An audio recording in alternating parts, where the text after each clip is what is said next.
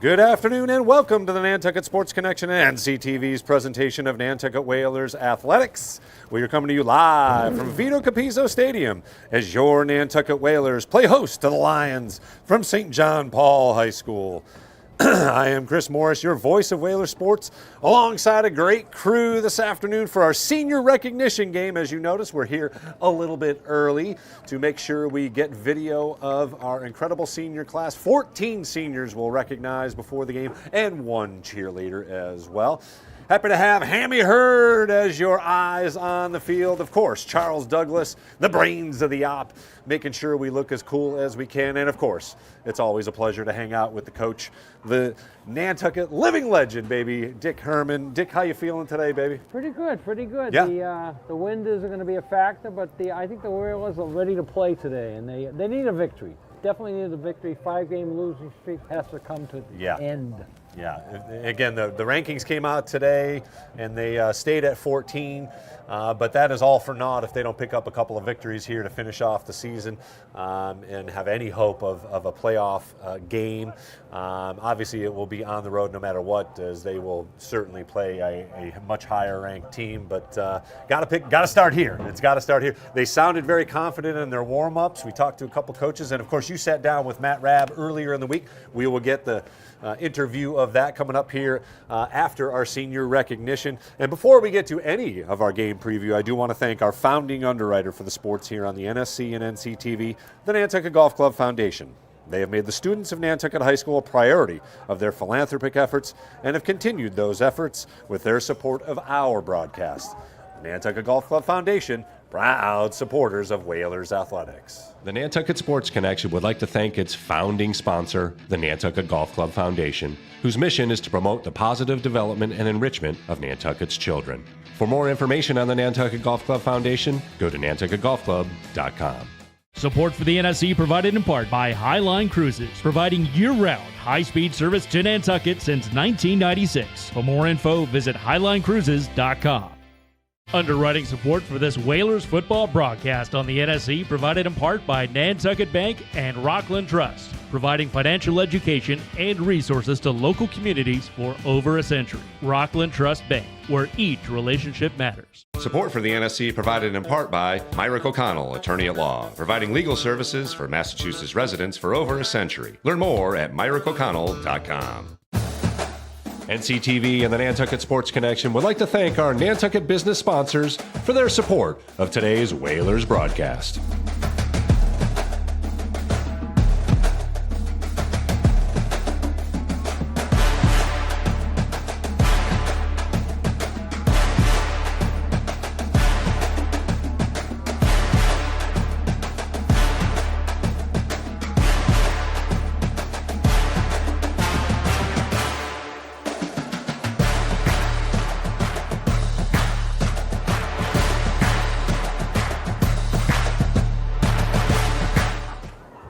Welcome back to Vito Capizzo Stadium here as we continue our pregame warm-ups here. We're a little early as we will have our senior recognition announcements, and the voice of the PA today we might recognize, our good friend D.C. Collins, who has helped us out here in many facets on the NSC and NCTV. He will be the voice of the Whalers up in the PA, so good luck to him across the way there, as of course it will be 14 seniors as we noted and one cheerleader recognized. Great senior class, and again, the future looks quite bright as well, as the Whalers are still considered one of those younger teams. They come into tonight's affair 1-5 on the season after another tough loss to a good team.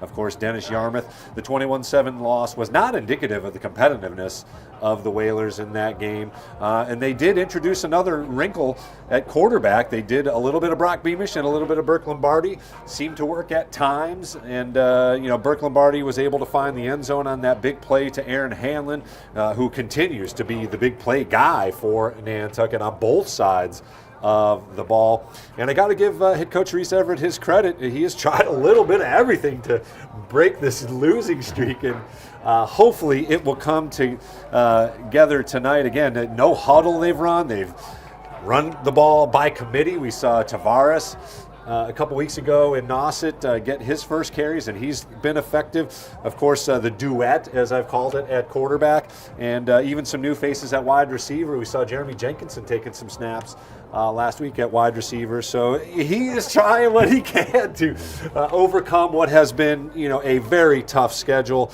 We've seen improvement on both sides of the ball, and they should put up some points tonight, as St. John Paul has only dressed maybe 20 guys all day. They have very slim pickings, a couple guys injured as well on the roster, but they should, in my opinion, and Dick and I will go over some more details, get off the schneid, so to speak.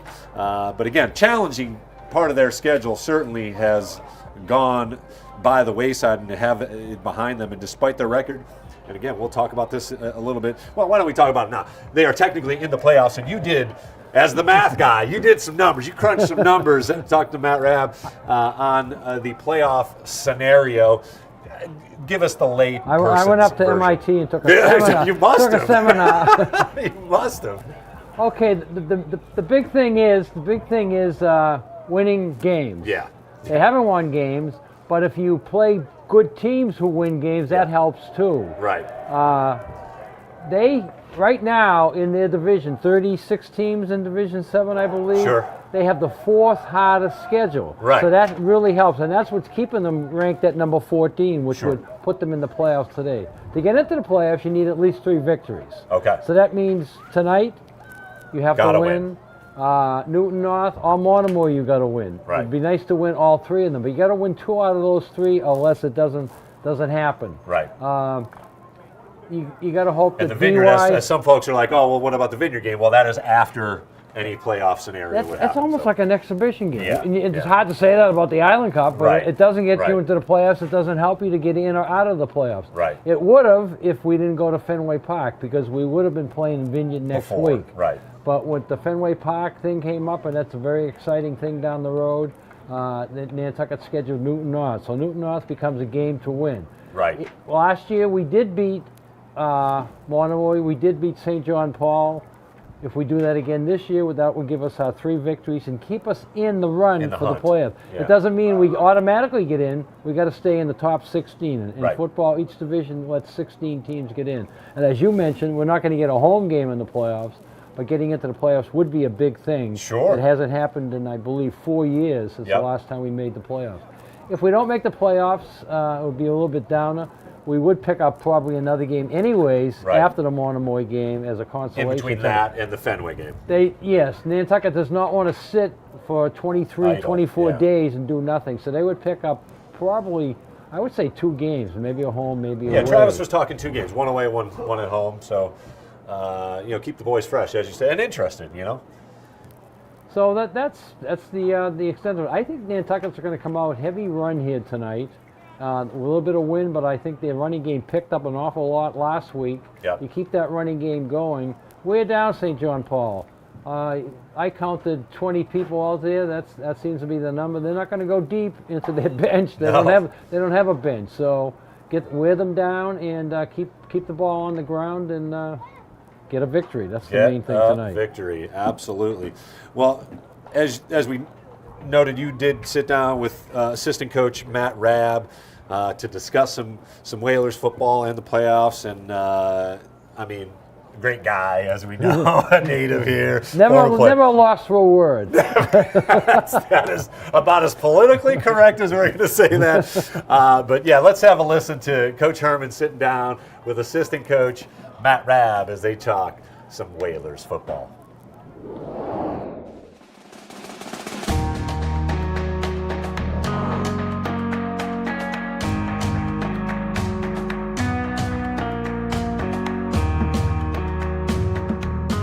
As the season starts to wind down, can the Whalers get hot and pick up a few wins? I think we can, well, most definitely. As Coach Willett would say, we went through the meat grinder already. The beginning part of our season is also the heaviest, load. The Mashpees and all the higher ranked teams and different division teams, higher division teams coming up, and we took our lumps, but I think these kids have bounced back. They're really they're really great at just keep playing. But I think if they play this week like they played last week with DY, I don't think we'll have a problem. Yeah, we handled St. John Paul on the road last year, 12-0, and I thought that was a good day off island. So now you got St. John Paul at home, so I think you can feed into that and get a winning streak started. Yeah, you know, I think we remind them last year of we walked into that game, you know, thinking that we were a lot better than we played. I think Coach Willett and Coach Machado keep reminding the kids this week of it was 6-0 with 13 seconds left to go in the ball game, and then we scored. So I think we want to try to make it like old school, and you know, hopefully the JVs will be in by the third period. You win a couple of games, you could get back to 15 seed. How would the feeling be of making the playoffs and going against one of the top teams in the division? Well, I think the seeds came out yesterday via the Inky, and we were 14. 14, so you did move up. So we moved up, but that's due to the strength of the schedule. I think a lot of folks out there don't know about the strength of schedule and how this is. You know, old school Mayflower days like yourself and Coach Capizzo, you ran your gauntlet and you know, and then you went on to the Super Bowl. Well, the way it is now in this points and all this, all the programs that they run now, it's strength of schedule, get you points, and it's a point system. And I think a lot of people look at who we play and say, why are these guys playing these guys? Well, this is why we play them. Okay, so the strength of schedule. I'm looking at the teams you lost in the last 4 weeks. DY, Nauset, Mashpee, Sandwich. They'll probably all go to the tournament in a higher division. So if you stay at 14 or even move up and pick up at the 2 or 3 or 4 seed in the league, that might be a weaker opponent than any of them. Correct. I think that, you know, you look in our Division 7 there, that there's, you know, Mashpee's up there and stuff like that. But, I mean, I think we're going to see somebody that we can really play with. These guys that we played, and we played good with them, you know, we just need to execute a little bit more and a little bit better. But, yeah, we're going to see a seed that might be higher than us, but we might be better, a better team suited to play that team. We're jumping out of the league again, going against a team that nobody knows anything about as far as I'm concerned, Newton North. I played in Cambridge when I was, you know, much younger, and we played against Newton. It was only one high school in those days. What's the feeling on Newton North? Newton North, I believe, towards the beginning of the season, before the season, Coach Reese had come together. We had a coaching staff meeting, and he had asked us about what we thought about it. I believe he knew the offensive coordinator, I think, was affiliated with him, maybe in Springfield, and they had asked and showed interest. And you know, he's very fair. He came in, asked the coaching staff. He wanted the coaching staff's opinion, and we all gave him our opinion of, you know, we don't care what division it is. We're Nantucket. We want to play football. That sounds great. Breaks the tackle, and it'll be a Whalers touchdown!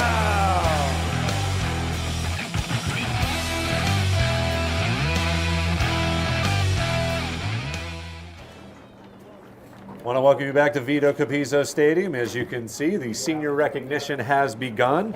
They started with the senior cheerleader, Cece Gagnon, and her parents, of course. We missed a couple of guys, David Cirillo, Brian Coelho, Hanson Dalton, and Jake Haig.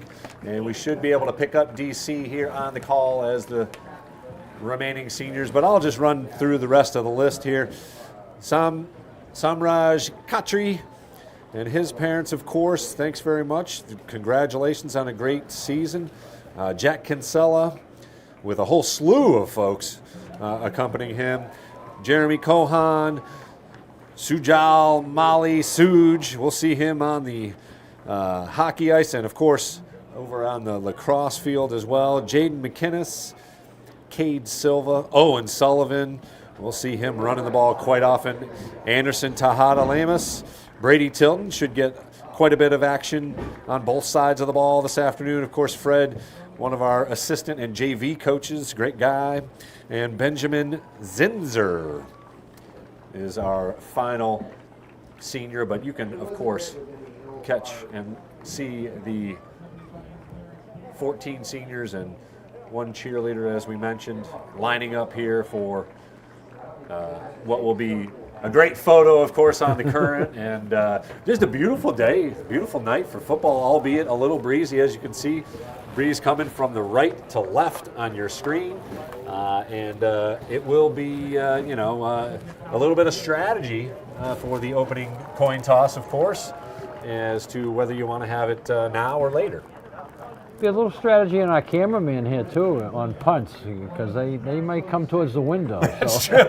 We'll keep an eye out for you. But I will dive out the window for you, Hammy, no problem. We can duck behind you, Hammy. If he dives out the window, then I'll have two bodies in front of me because I'll be behind you. I'm going to catch it. He's he's a running back at heart, baby. He ain't afraid of the ball. The running back. The running back. Excuse me. I know. Well, we're going to get you on the mic here for Fenway. Got his eligibility up. I don't know if I ever really graduated. There you go. A true kid at heart, for sure. Well, again, as always, a time for not only recognition but reflection as these wonderful student athletes play one of their final games here at Vito Capizzo Stadium, and it's one of those special moments for a high school athlete to stand out there with your parents and get recognized in front of your peers, in front of your friends and teachers, and it's definitely a special time for all involved, and the entire team, as obviously the other players want to let their seniors go out with style and with a victory. So great stuff. It's always great to be part of our senior recognition games, another great crew of senior student athletes for the Whalers. The Boost Club goes around and gets flowers for all the senior parents, for all the teams, and they've been running around this week buying every flower in the island. Every time you turn around, volleyball, soccer, field hockey, girls soccer, football. So there's not many flowers left. There's not.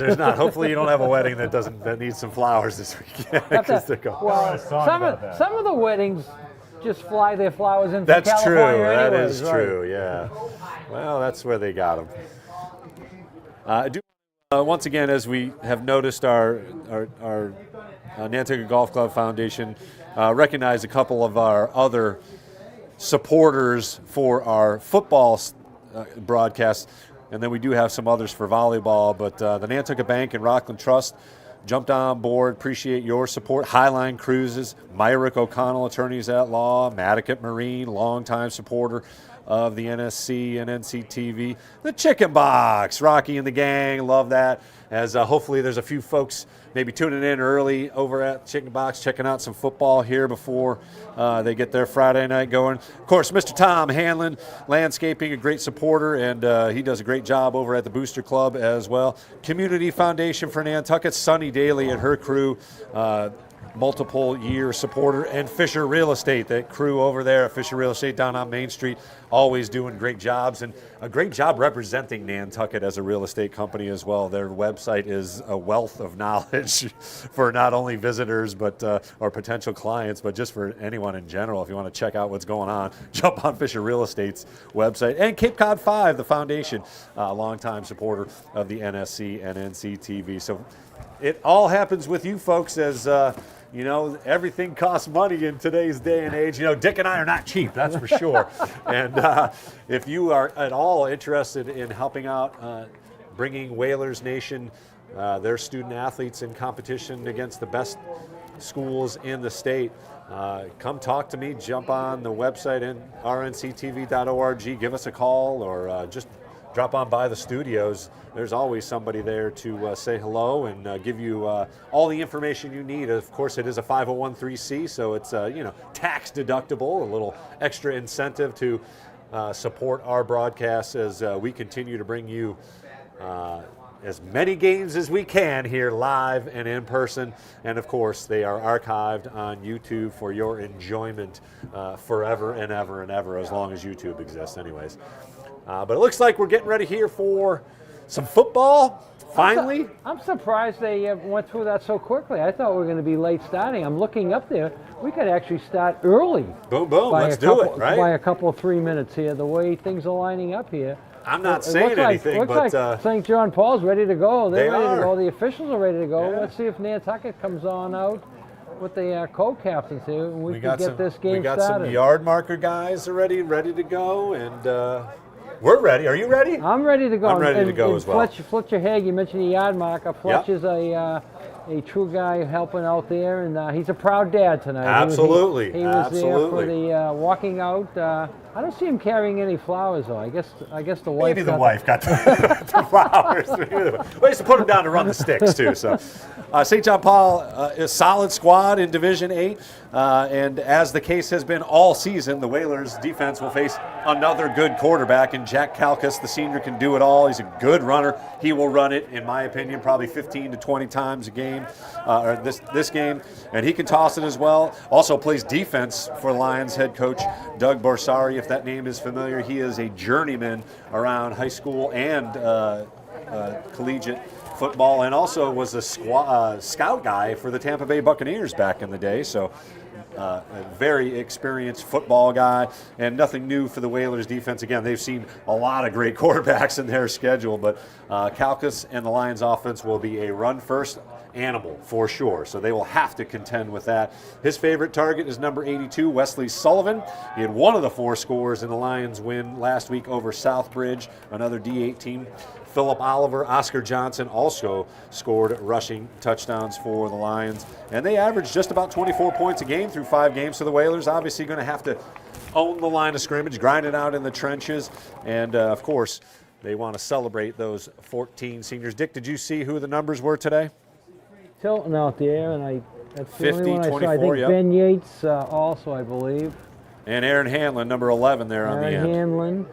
There's 5 of them out there, so we got 3, and we'll see if we can get the other 2 as they break away. Number 6, so that's Jenkinson. Jeremy. So we got 4 of them. We need 1 more. And number 50. So Samraj Khatri, another one of our senior linemen. Notice how I didn't jump in and say that name. I got you covered, I just buddy. sort of stalled. Hesitate. It was a hesitation. It was a gentleman's hesitation. Again, got to mention our good buddy and compatriot DC Collins will be calling the PA tonight. Thanks very much for jumping over there, DC. You're a teamer indeed. Coach, your final thoughts, and give us a little prediction. What do the Whalers got to do to pick up a victory here tonight? Whalers got to run the game. They got to control the clock, run the game, get some points. Last year they scored the touchdown with 13 seconds left in the game, so they only had a 6-0 lead carrying through the whole game. Yeah. They got to get more than that today. What I'm seeing this year, and you can see it right now, is they're fired up for this thing. They know they need this victory. So I think a running game, they got the wind in the first quarter. I don't think you see a lot of throwing, but who knows? Who knows? What do we know? I agree. I think they have to control the line of scrimmage. And again, as you said, wear down this Lions squad. I mean, they got double the numbers of St. John Paul here on the sidelines, and got to use that to your advantage. I think they're going to put it up a little bit here because that's just the nature of the beast. But I think between Sullivan, Tejada, Tilton, and even Brock and or Burke Lombardi at quarterback, I mean, I think all those guys should be able to do it up here. So we'll take a break here as they play the national anthem. You are watching Whalers Athletics here on the NSC and NCTV. We've got the opening kickoff coming right up.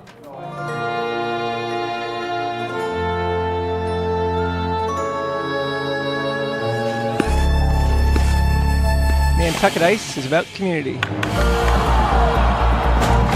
camaraderie, confidence, jumping in, and being part of a team. Falling, but getting back up. And Whalers control. Quick shot. It's about being part of the culture, friendships, experience. But ultimately, it's about being on the ice. Located in the heart of the island, it's about being a future for our youth, our families, our community. Come join us. Be a part of our community.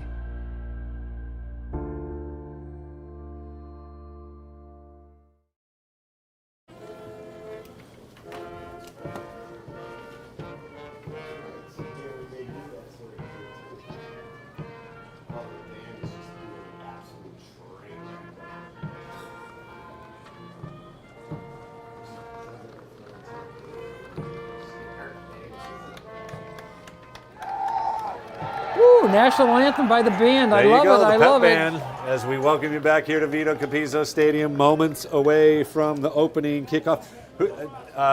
Whalers wanted deferred. Deferred, took the ball in the second half and Yep. took the wind in the first quarter. Yep. I like that. I like that too. I like the wind. Get a lead. I like the wind in the first quarter, and second half you can set it up by what the score is. But they're going to take the ball in the second half, so they'll probably wind up with the wind in the fourth quarter. But right now you're going to get a long, deep kick, play Yep. some defense, and if they have to punt into that wind, it's not going to go far. That's true. And Mr. Aguilar has got himself a leg, so this should be a good kickoff with the wind.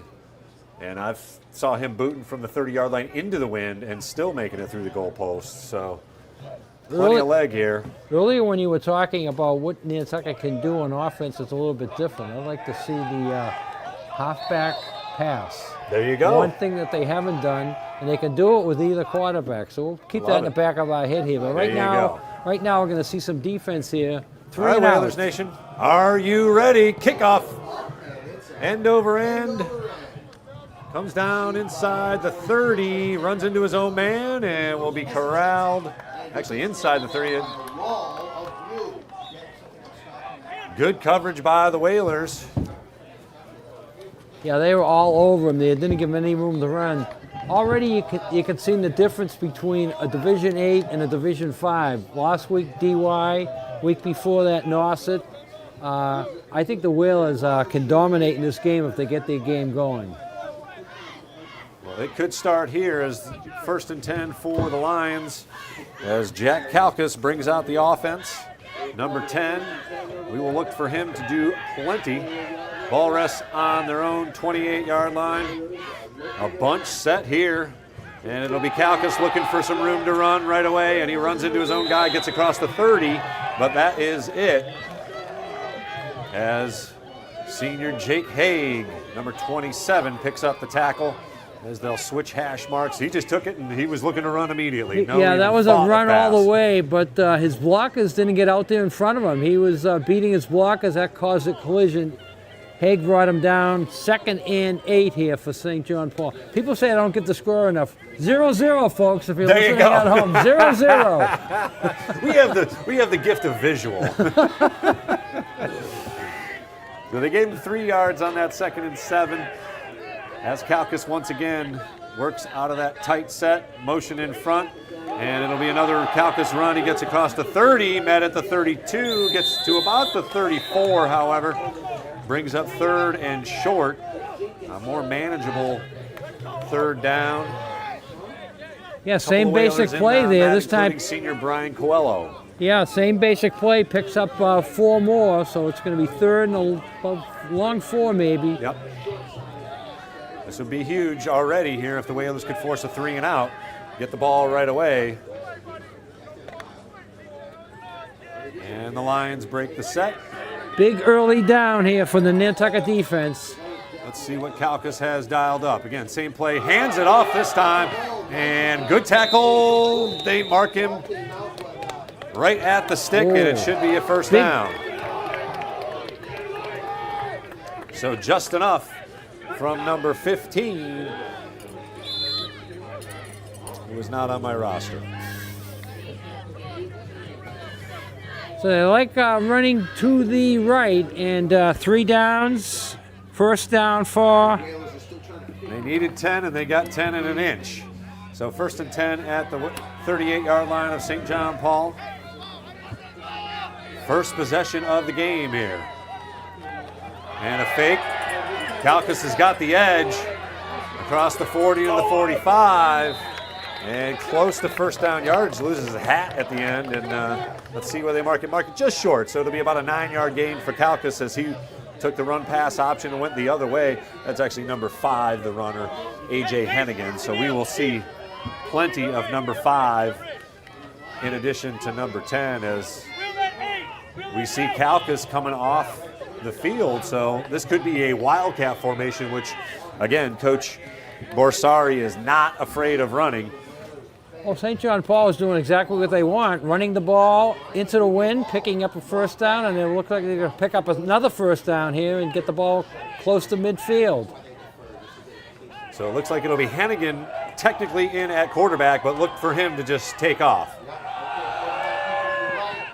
Cuts back, finds a way to get first down yardage into Whalers territory. Flag comes in late. Let's see what the call is. It could be a face mask, and if it from is, back there, the back judge threw the flag.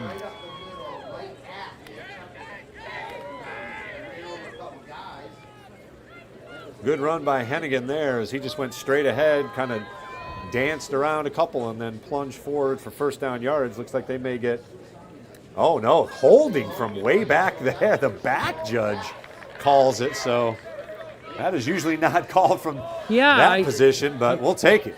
And the hold came at the end because they're marking it from the spot, not from the line of scrimmage. So they'll replay second down, now 2nd and 5, as St. John Paul jumps out of the huddle and is ready to go. Calcas back in behind center, albeit in the shotgun position. Hennigan behind him now, and he'll get the pitch. And the Whalers have got that one snuffed out. Tackle behind the line of scrimmage at the original line of scrimmage. That'll bring up 3rd and long. Big play there by the defense. They were all over that, and with the penalty and the loss of yardage, as you can see, Hennigan went behind the quarterback, Calcas, who got the pitch, and it was original big number 99, Jay Nolasco, disrupting that, as you can see on the replay. So 3rd and about 9 now as St. John Paul going the wrong way here. Whalers can come up with a big stop and get the ball. Clock continues to run just under 8 minutes now here in the first quarter. No score, first possession of the game. Calcas back to pass, and he's got a big rush in front of him and will be sacked or at least tackled at the line of scrimmage. That'll bring up 4th down and force St. John Paul to punt. That's a sack. They caught him behind the line of scrimmage, not much behind the line of scrimmage, but it brings it back to the... Nobody open there, and it was number 17 in great containment, and then a couple of his buddies, number 91, Cade Silva, finishing off Calcas. And it will be Hennigan back deep to punt with Aaron Hanlon into the wind now. Let's see what the wind does to it here. Snap, pretty good. Calcas with the kick, and that'll be a wobbler. Hennigan with the kick. Wobbler takes a Nantucket bounce, and they touched it at about the 47-yard line. That's where it will be dead. It'll be, it'll be up here where he touched it. Yeah. Not where he fell on it. The ball was dead once he touched it, even though it hit a Nantucket. There's a little blue laundry where the referee caught the ball. You got it pretty close. It may have been the 48, but 47-yard line is where the Whalers will take over 1st and 10 for their first possession of the evening. And as you can see, Brock Beamish, who should tag team in and out with Burke Lombardi at quarterback, he is wearing that padded helmet after suffering a concussion-type injury early in the season. Yeah, the quarterback switching last week seemed to pay off, so we'll see if they keep it up. Tilton in motion. It'll be Sullivan. He's got a big hole across the 50 to the 49 and drags a couple of Lions tacklers to about the 46. They give him the 45 even. So good gain on first down for the Whalers. They now scoot back to the 46. Sullivan's coming along strong. If you remember in the first game, he had a nice game, but then he got hurt and missed the second game and then was slow coming back. I think he's getting back to full stride right now. Good time of the year to have him. Absolutely. Whalers break the huddle. Beamish.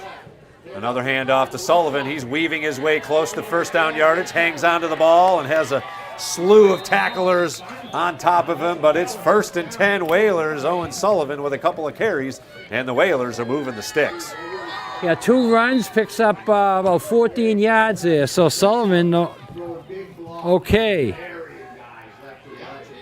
So big number 22, who is one of our 14 seniors tonight, looking good on his first couple of carries. Able to get Whalers into St. John Paul territory. 1st and 10 at the Lions' 38-yard line. A little more of a spread set here as Tilton in the slot.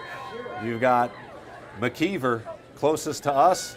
It'll be a handoff to Hanlon. He's got the corner. Cuts it up and stays on his feet to about the 32-yard line. I almost wish he would have stayed and kept going to the corner, but Yeah, he might have had more room to the outside there. He looked for a lane, didn't get it, but still picks up 5. You can't ask more than that on the first down run. absolutely. Maybe even 6. So 2nd and 4 from the 32-yard line for Nantucket. They have run 3 plays, all 3 running plays. And again, if it ain't broke, don't fix it. Let's see if the Lions can. I like stop that him. too because the clock keeps running. Absolutely. Beamish with Tilton in motion. It'll be Sullivan again. He breaks through the first line and he's good cutback, still on his feet. Oh, and Sullivan rumbling, bumbling inside the 10-yard line. Look at this, great blocking, but it's just Owen Sullivan with good effort, breaks a couple of tackles there, sheds another hand tackle, and great downfield blocking by Aaron Hanlon, taking on a lineman. And the Whalers are in business. That's a 20. 1st and 10. That's a 24-yard gain.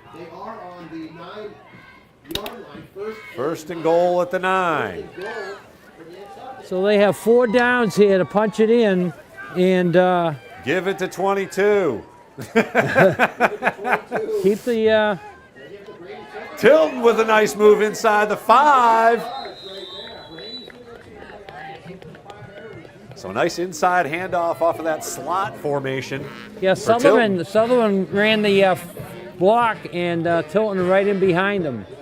Clock approaching 4 minutes to play here in the first quarter. Whalers knocking on the door here, 2nd and goal. Ball rests on the Lions' 4-yard line. They've already got hands on their sides. As you can see, the concessions open. May have to get another linguiça here at halftime. Sullivan busts forward with the hands up. Touchdown, Whalers! Owen Sullivan celebrates senior recognition game with a touchdown. Right up the pipe he went. Nice hole there. The center and the guard opened it up. Sullivan bombed it in there. And the Whalers draw first blood, all running plays as they just blasted down the field. Again, Sullivan, the bulk of the carries, and he is rewarded with the touchdown. Aguilar looks to add the extra point. If he snapped, but the kick is up and good. Nicely done by the holder. I believe that's Brock Beamish. Sullivan had 4 carries on that drive for 42 yards and a touchdown. You can't ask for more than that. And Nantucket takes it right up the field after stopping St. John Paul with one first down. The penalty there hurt St. John Paul and got the Nantucket defense in it. Now the defense is really going to be in it with the 7-0 lead. So 7-0 the score after the Whalers punch it in from 4 yards out. Owen Sullivan capping off a 53-yard drive after the short punt. It'll be Aguilar to kick it off. He got 42 of the yards. I think Tilton had 1 run and Hanlon had 1 run, but he had 4 runs. So that's a 6-play drive. You can't do better than that. 6 plays, 53 yards. Aguilar with the kickoff. Whalers now lead and lands inside the 10-yard line across to the 15. Cuts and avoids 1 at the 20, but that is it. A bunch of blue jerseys gobble up the Lions runner, number 23. That is Cullen Lynch on kickoff return duties for the Lions. as they face a 7-0 deficit here. Nantucket would love a big 3 and out here because you'd force another punt into the wind. 3:47 to play here in the first quarter. The punt last time went about 13 yards, if I remember correctly. It didn't go much further than that. It did. So It was not a good punt. you force a 3 and out here, make them punt into the wind the second time. Kalkas once again behind center. He ran the ball 3 or 4 times in that first possession, and he'll get another run here trying to follow a blocker. Not much doing, but he'll fall ahead for a few yards, maybe 3 or 4. Now the About 3. The early success they had was running right. All of a sudden they're going back left. They took, after the penalty, they took the sack on the run left. This time they run left, only pick up 2. So 2nd and 8 for the Lions here in their second possession of the game. As you can see, the sun disappearing over the horizon. And it'll get a little chillier. And as you'll notice, the theme of today's senior recognition, if you get into the crowd, is the blackout. So it's a lot of black outfits. Oh, you're gonna tell me crowd about as that. Kalkas hands off, immediate pressure by the Whalers, and they will snuff that one out for no gain. Good defensive pressure immediately. Tell me about this blackout. What's that all So about? all the kids are the student section is dressed in black. So it's just they come up with a theme every now and then. It's American theme or pink for breast cancer awareness or cancer awareness. The students got to do something to make it look cool. So we have a blackout game going on. Blackout All right. theme across Blackout the way theme. at the with the crowd. Whalers Nation. 3rd and 8. More importantly here, as again the Whalers look to force a punt here if they can stop the Lions offense. Kalkas back to pass, looking deep, lofts one up, got a couple of guys out there. Ooh, nearly a great catch. Number 88, Oscar Johnson, was behind the defense. 2 guys back there, but just a little too much into the wind. That's a good toss. He's got an arm. He threw that ball 40 yards, and he actually overthrew the guy. His guy did get his hand on him, but 2 receivers deep, and that's been Nantucket's pitfall all year, letting receivers get alone deep. They lucked out there. Yeah, a little lucky indeed, and it'll have to be another punt here, 4th and 8, deep inside their own territory. So the Lions unable to move the ball after the Whalers drove right down and scored. Slightly better kick, lands and gets another Nantucket bounce though, and it'll lie dead inside the Lions territory. It'll be marked at the 43-yard line. So Nantucket will start on their side of the field here. Great field position. And if they want to throw the ball, they have 1:50 with the wind behind it, but the wind didn't seem to bother the first pass of the game. He launched that one. But I think Nantucket's run game was so well. I think you're going to see, again, a good mixture of Sullivan, Tilton, and we had a little Aaron Hanlon in there also. And good running offense and establishing that running game sets up the passing game as well. And here he is, back to pass. Beamish looking over the middle, got a man. Tilton behind the defense, and he'll go in for a Whalers touchdown, just like that. Beamish to Tilton. Beamish to Tilton for 6. And the senior Brady Tilton gets himself into the action. Great play action. Nice here. They had that well set up because they were running the ball the whole series before. They took advantage of the wind. Tilton, Brock, nice set play there. Beautiful play for 6 as they look for the extra point, and the Whalers are pouring it on here already in the first quarter. 13-0 Aguilar in to make it 14. Good snap, kick up and good. That would have been good from about 50.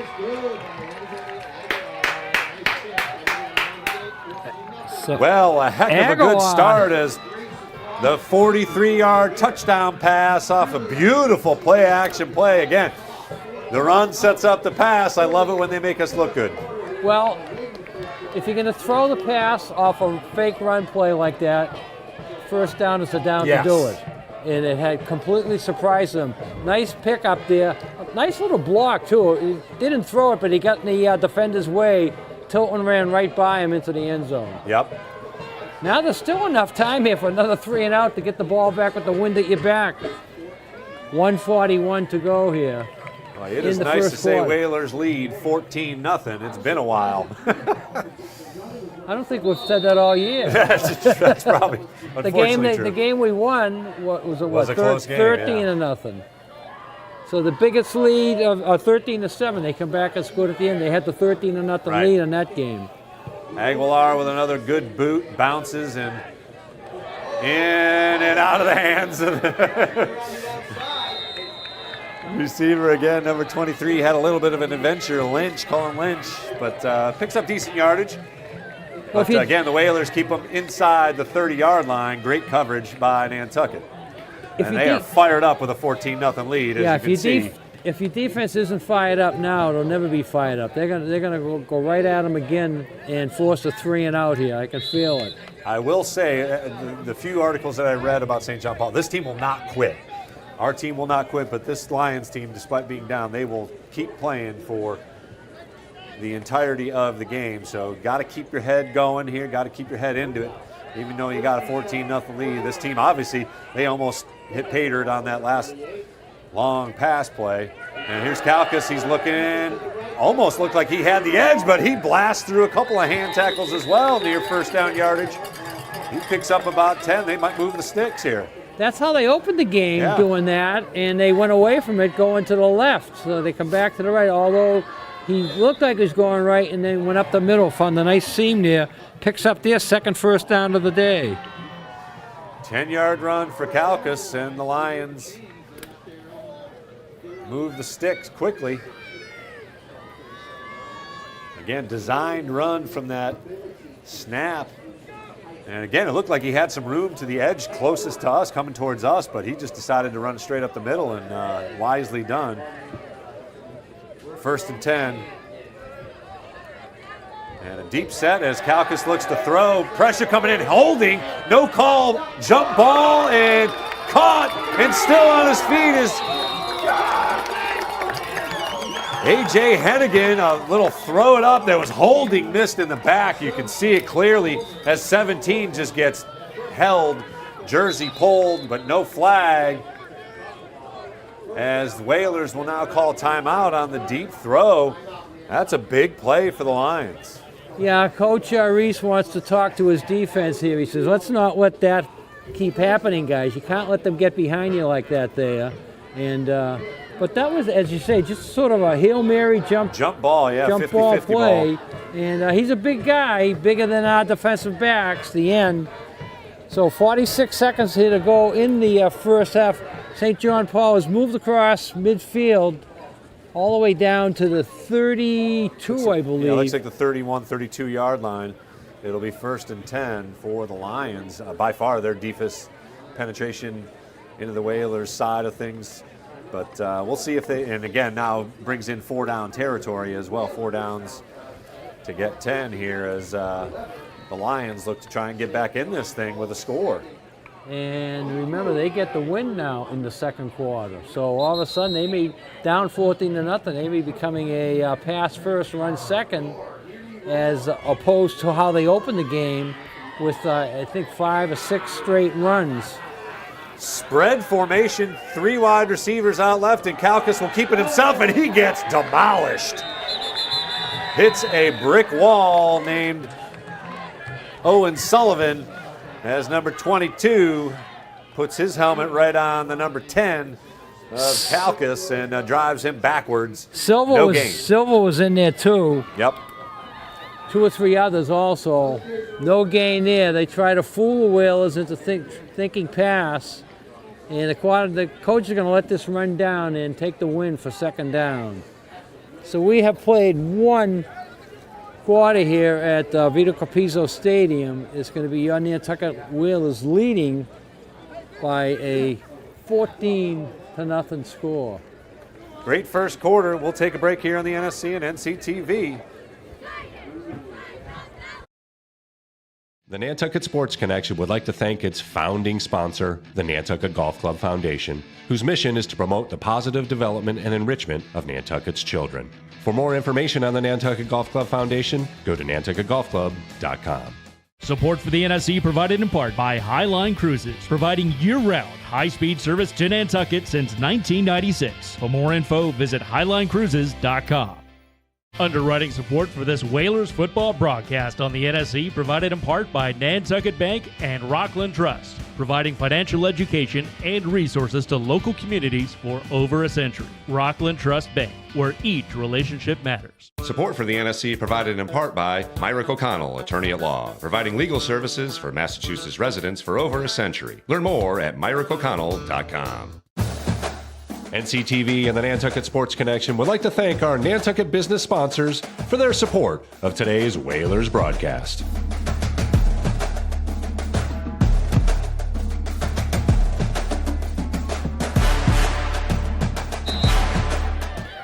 I want to welcome you back to Vito Capizzo Stadium as the Lions break the huddle here. First play of the second quarter, Kalkis looks for a room to run, and he's got it. Inside the Whaler 25 to the, or 25 to the 24-yard line. Lost his shoe, so he's going to have to quickly put that on, and they're going to do no huddle here. Try and catch the Whalers off guard a little bit. Number 72, a little misplaced, and Coach Borsari is going to have to call timeout as they tried a little trickery to work with a no-huddle scenario, but backfired as they have to call timeout here to begin things in the second quarter. Yeah, he saved his team 5 yards there because you're either going to have a offensive motion or you're going to have a delay of game. One or the other was going to catch up with him. Calls the timeout before it happens.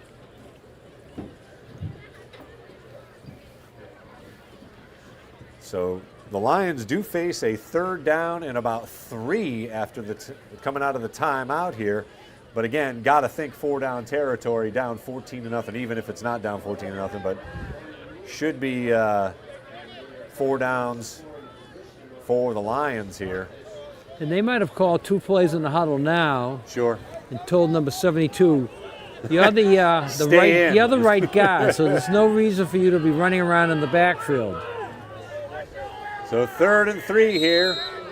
Kalkis alone in the backfield. He'll follow a big number, and nice tackle underneath by Jenkinson to bring up 4th down. Should be 4th and maybe 1 or 2. They give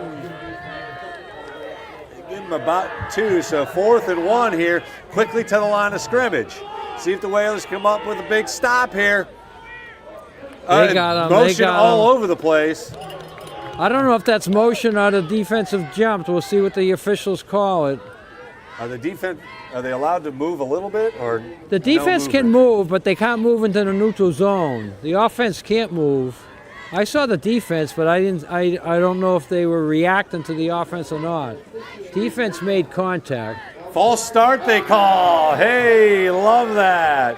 So the defense moved because the man in front of him moved, so that's the penalty. Yeah, it looked like number 60 was the guilty party on the Lions side of things.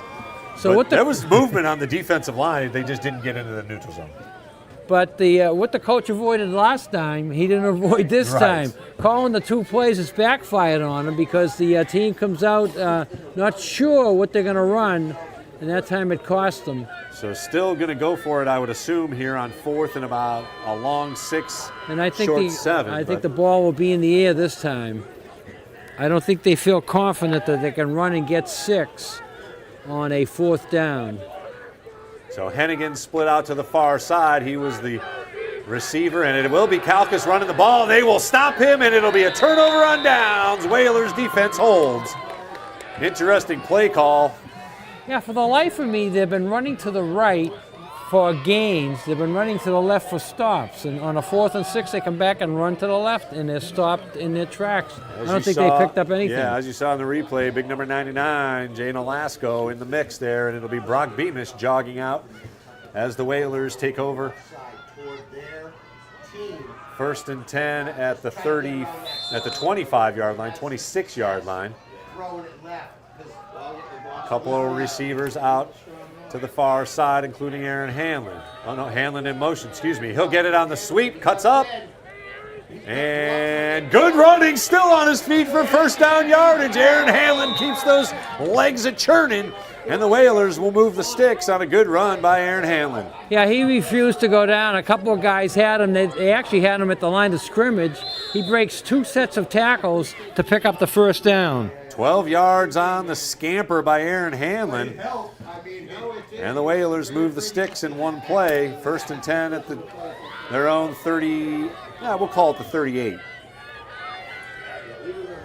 Hanlon in motion again. Sullivan got a big hole, and he barrels ahead for about 7 or 8.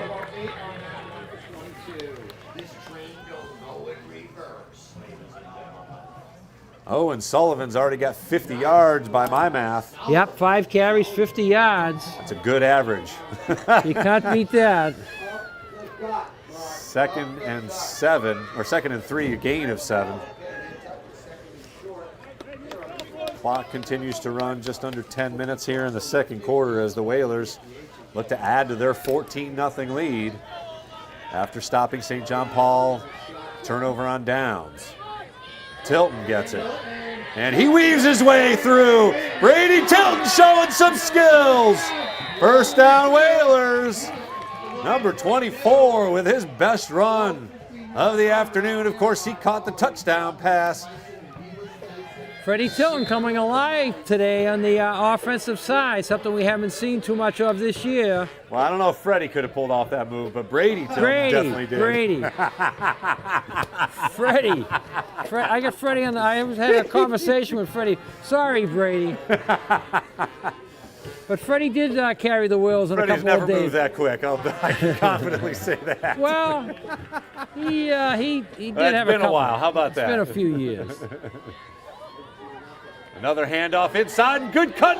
Great room. Oh, fantastic moves by number 3. That's Canton Jenkinson in the mix here on offense.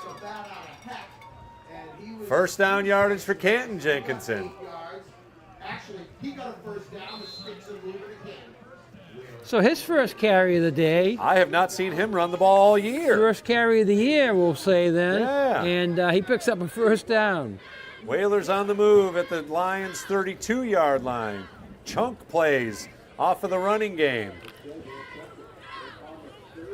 Again, sets up that play action. We'll see if they use it. McKeever out wide in the formation far side of the field. There it is, play action. Beamish has got a wide open man, but unable to connect with Sullivan. Yeah, Sullivan had a lot of room there, and he only had one defender to beat. Yep.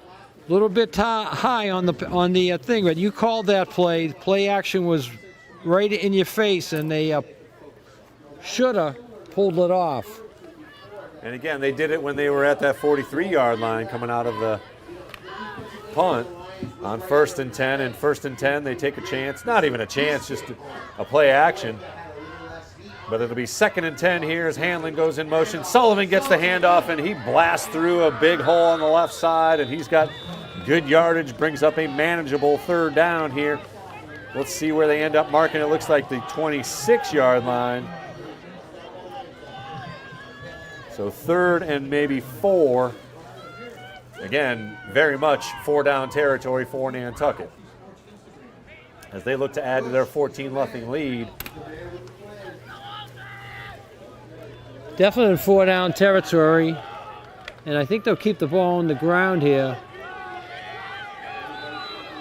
And another timeout called by the Lions. They may be out of their timeouts, I don't know. 2 timeouts called. Nantucket called 1 earlier, so they have got 1 left here. The one. clock will stop with 7:35 to play here in the second quarter. Let's take a break. Why not? Say hello to our friends here on the NSC and NCTV. Whalers knocking on the door here just outside the red zone. They're already up 14-0. We'll be back in a minute.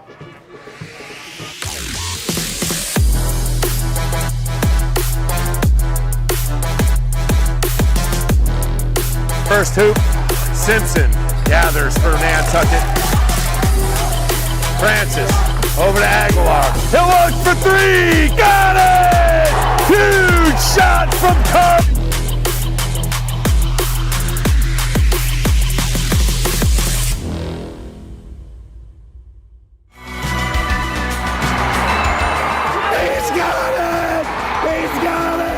Nantucket Sports Connection and NCTV over the past few years have done countless broadcasts that are both exciting and professional. Shot, score! Jack Halleck!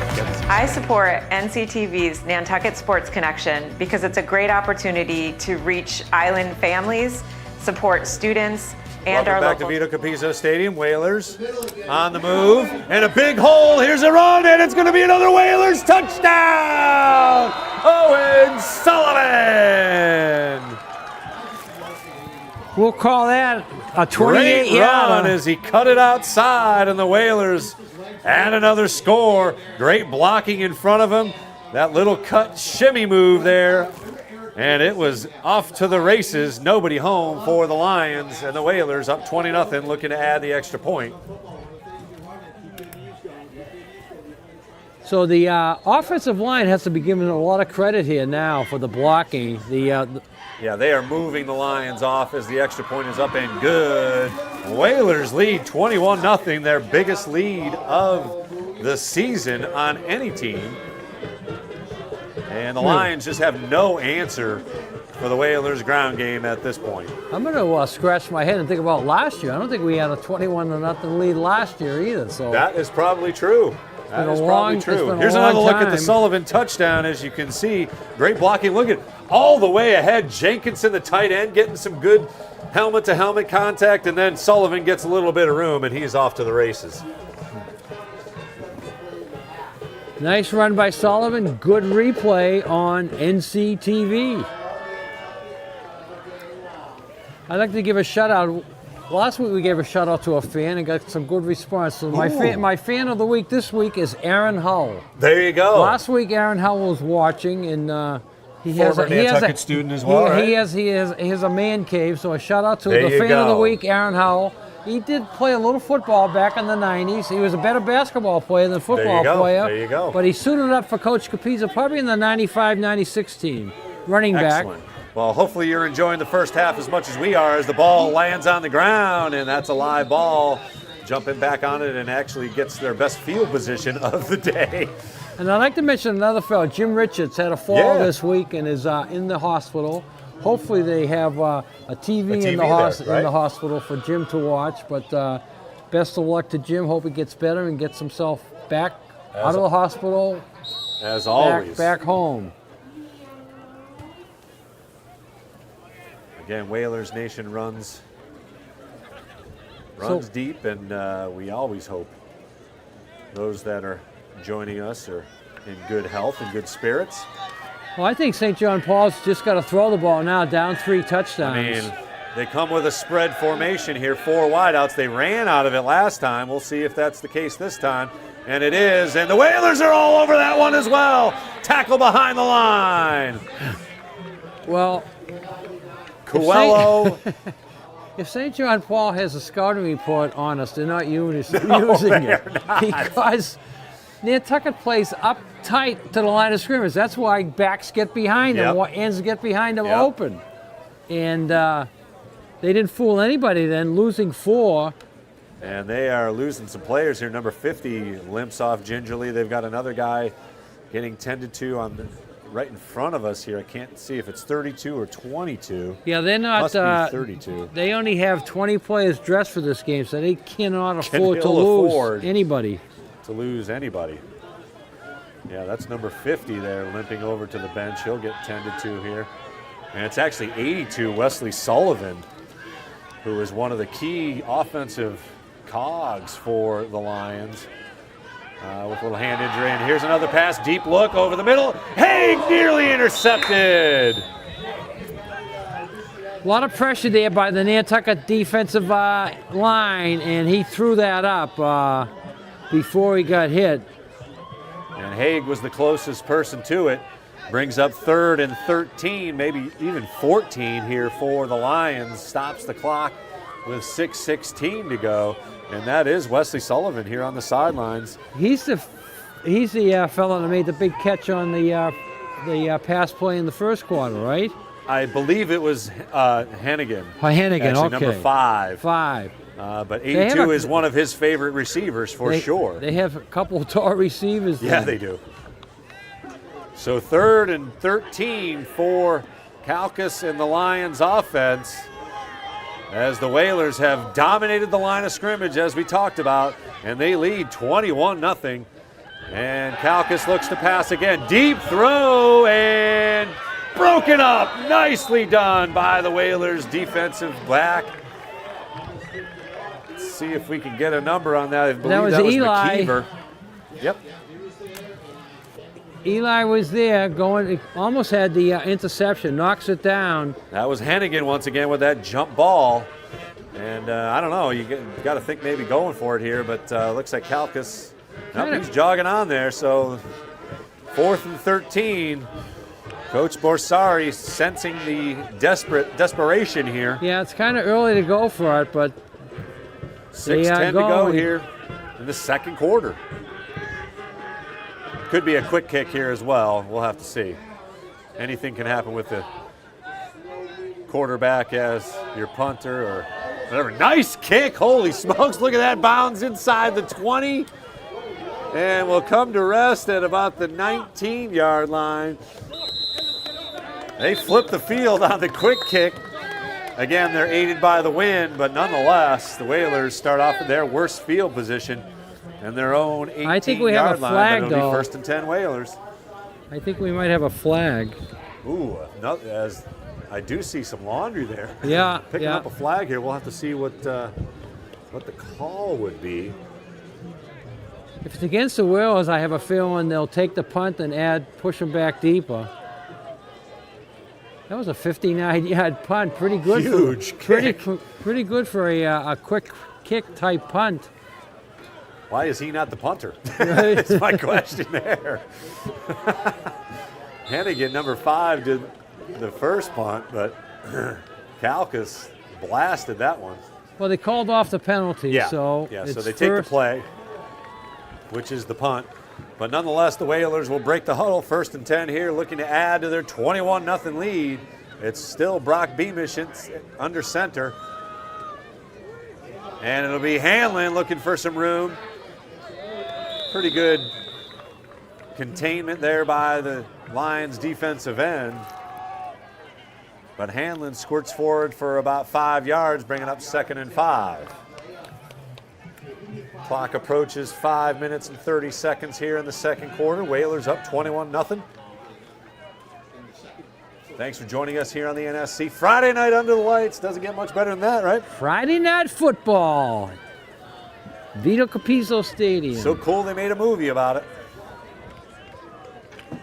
And the author had a little bit of a tie to Nantucket, even though it was a high school in Texas he was writing about. He did some inspired by Nantucket football. Beamish back to pass, quick hitter, got his man through the middle. McKeever breaks a tackle, still on his feet, nearly a face mask. Another flag in the middle of the field, could be holding or a block in the back. Yeah, the flag was thrown in the middle of the play, but a face mask near the end didn't get called. We'll see what nice they call. Little slant route, and McKeever. It was Aaron Hanlon who got the hands extended on number 10. You can see it there on the replay. And then as you could see, a face mask at the end, not called at all. It should have been at least offsetting. But nonetheless, the penalty will push it back here. We'll see where it ends up. And a 15-yarder, so it'll erase a good play and bring up 2nd and looks like 2nd and 10.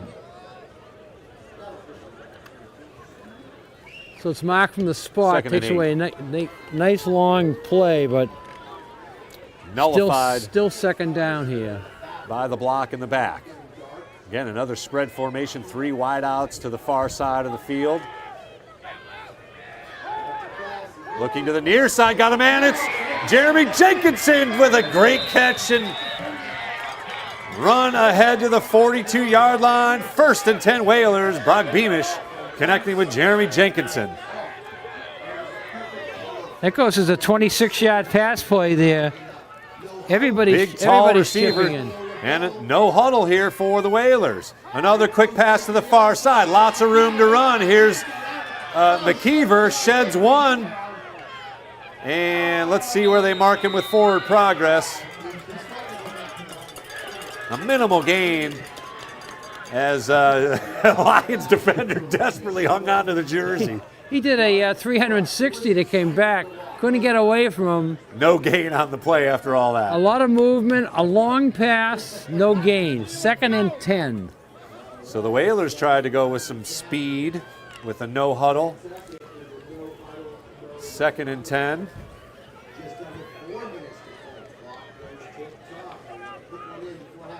Here's Sullivan.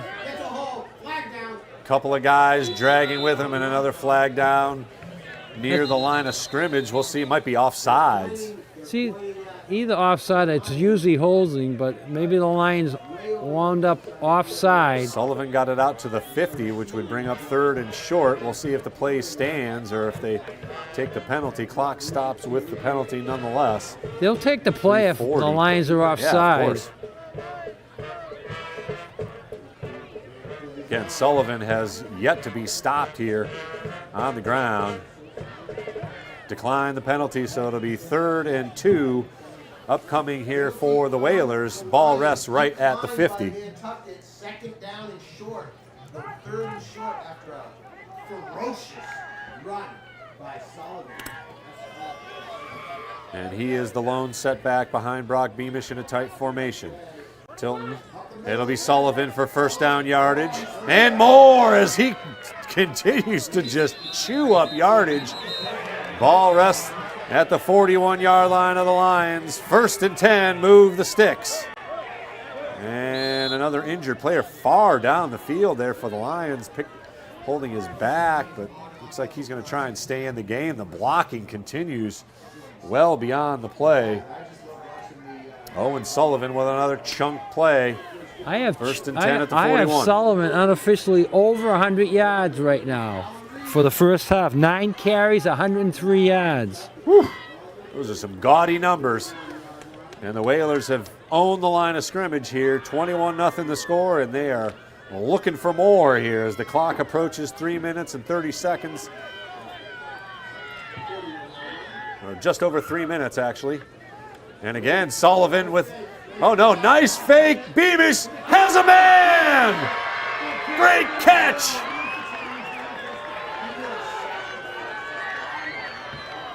Eli McKeever with a great catch. Eli hung out there. On the run. Great play for the Whalers as the ball's inside the end zone, and they're scrambling to the line of scrimmage trying to catch the Lions off guard. Beamish back to pass once again, looks, end zone, incomplete. Overthrows a receiver. He had a couple of guys open on that play, but overthrew him. So 2nd and 10 from the Lions' 17-yard line. But that was a heck of a catch by Eli McKeever out there. Jumped up and fell backwards and hung on to it. He's got a couple of good receptions, one of them nullified by penalty, but he'll go out to the far side of the field. I would suspect Mr. Sullivan, but nope, it'll be Brady Tilton cutting into the middle. He's got some room to run. Finally runs into a Lions defender, but good yardage on 2nd down brings up a manageable 3rd down here. We'll see where they mark it. About 8 or 9 they give him on the carry, so 3rd and 1 upcoming here for the Whalers. Again, certainly 4-down territory as the ball rests at about the 10-yard, just inside the 10 at the 9. Plenty of time left on the clock.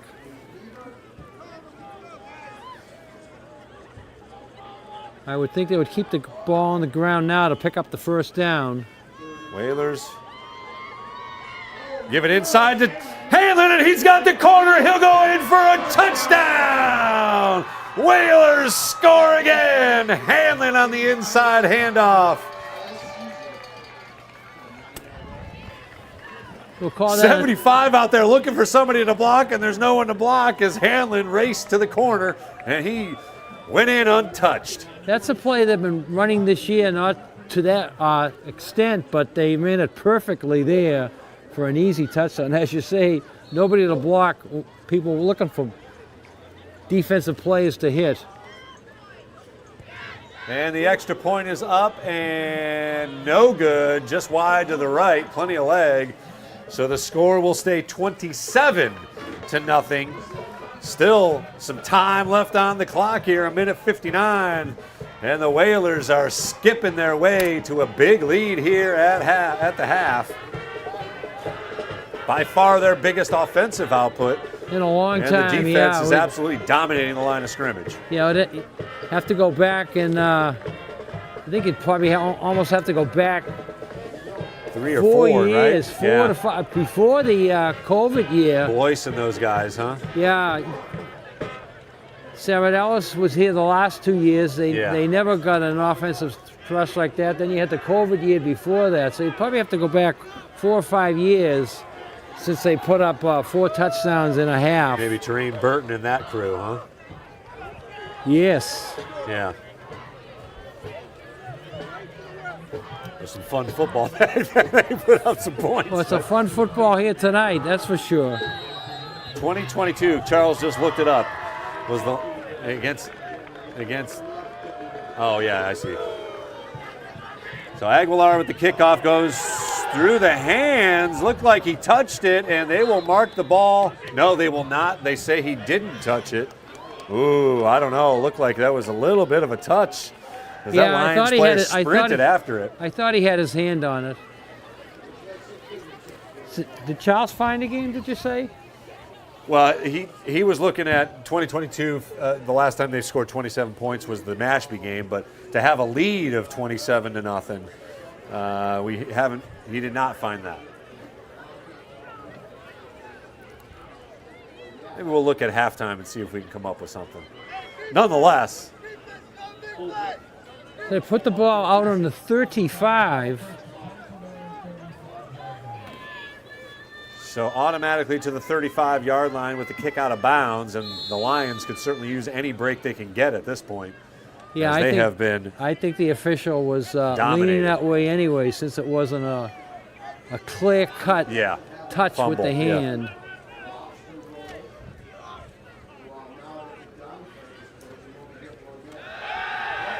Calcas back to pass, intercepted! Silva picks it off, and the Whalers are back in business with 1:52 to play. Yeah, a big rush right in his face, and he got away with that a couple of times earlier today, just throwing it up. But this time he didn't throw it far, and Silva was right there. There's more blue shirts there than white shirts in that area. Yeah,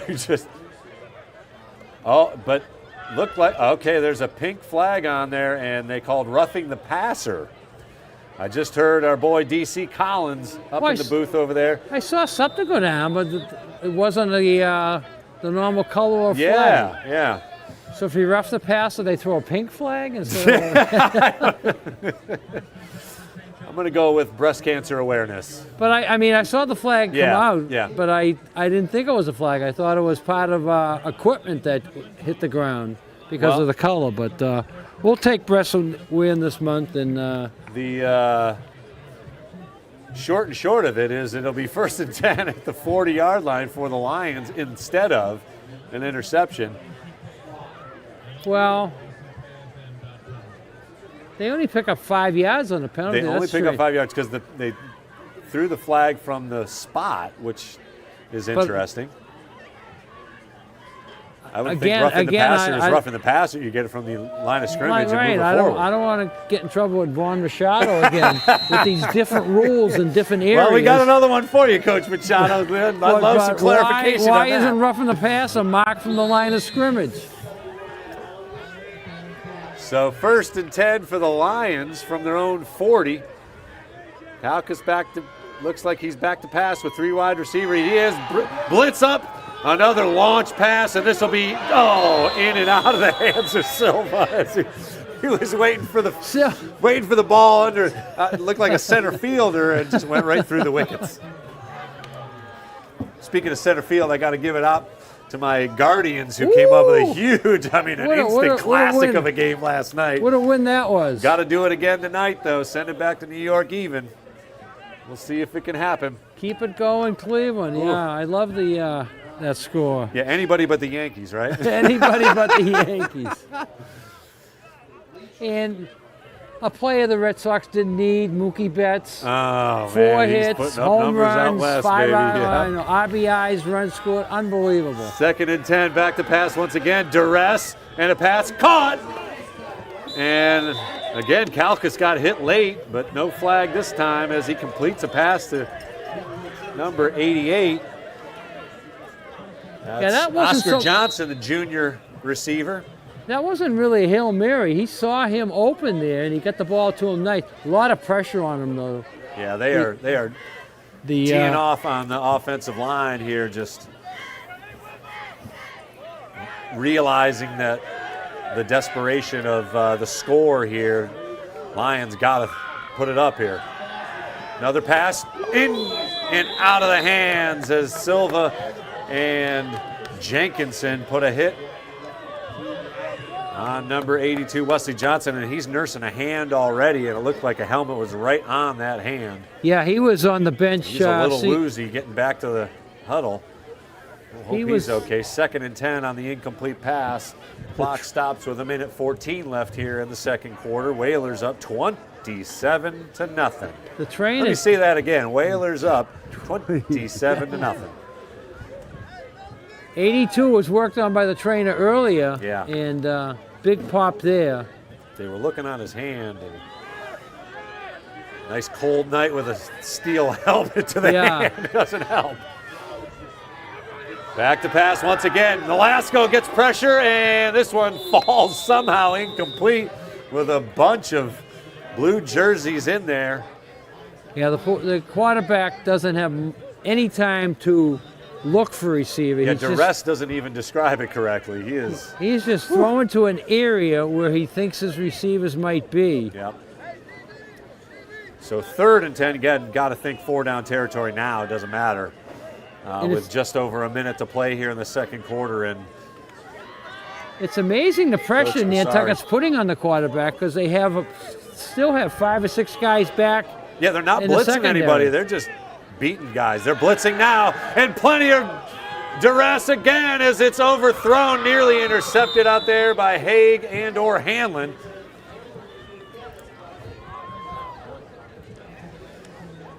It's like a tip throw situation going on here where the coach just fires the ball up and everybody goes for it. As you can see there. Haig nearly tipped it to Hanlon, but that'll bring up another 4th down here for the Lions. So they need 10. Nantucket will take over with just under a minute to go in this first half. 1:02 technically, but not a lot of time for the Whalers to operate if they can get a stop here, but this is almost a must first down for the Lions here, down big in just the second quarter. Whalers have put up 27 points and plenty of pressure coming from the edge. Kalkas steps up, breaks the tackle, will not get first down yardage, and the Whalers will stop the Lions offense once again. Turnover on downs. Whalers will take over 1st and 10 at their own 43-yard line, and still some time to operate here, but maybe you think about a knee. I don't think they'll take a knee, but I think they just run a basic running play. Yeah, one play here. I don't think they're going to try to throw the ball down the field. Again, we'll see if the Lions decide to take a timeout or not. I think it will depend on the play call here by Nantucket. No, I think the Lions just want to get off the field. But Nantucket does show 4 wideouts. Does show in the backfield. And nice catch, and Beamish is looking. He's got a man open. Great play by, once again, they see something with Eli McKeever. He is just blasting off the ball, and the Whalers are looking to add more.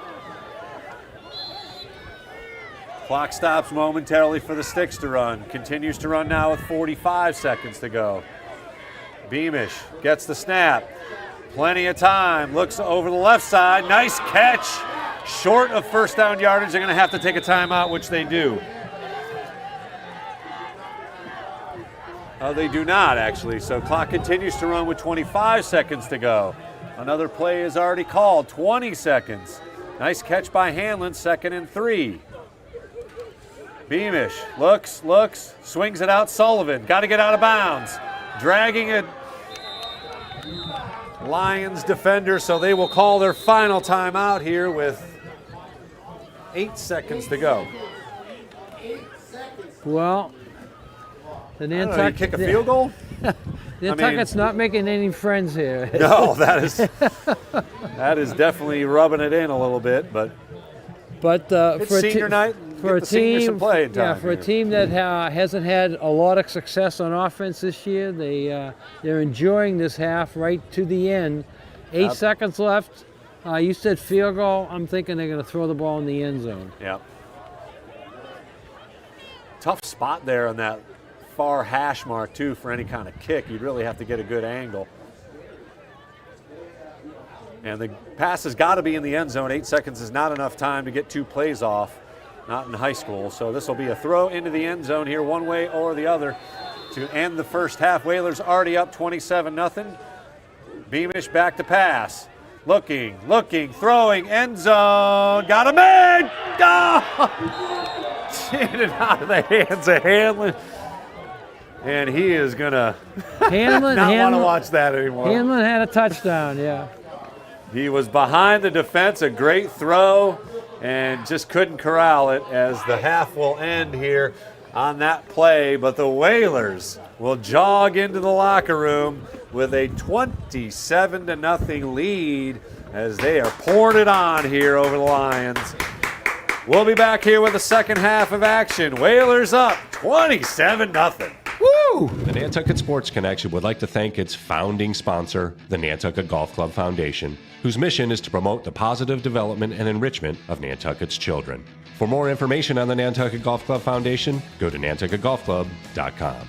Support for the NSC provided in part by Highline Cruises, providing year-round high-speed service to Nantucket since 1996. For more info, visit highlinecruises.com. Underwriting support for this Whalers football broadcast on the NSC provided in part by Nantucket Bank and Rockland Trust, providing financial education and resources to local communities for over a century. Rockland Trust Bank, where each relationship matters. Support for the NSC provided in part by Myrick O'Connell, attorney at law, providing legal services for Massachusetts residents for over a century. Learn more at myrickoconnell.com. NCTV and the Nantucket Sports Connection would like to thank our Nantucket business sponsors for their support of today's Whalers broadcast.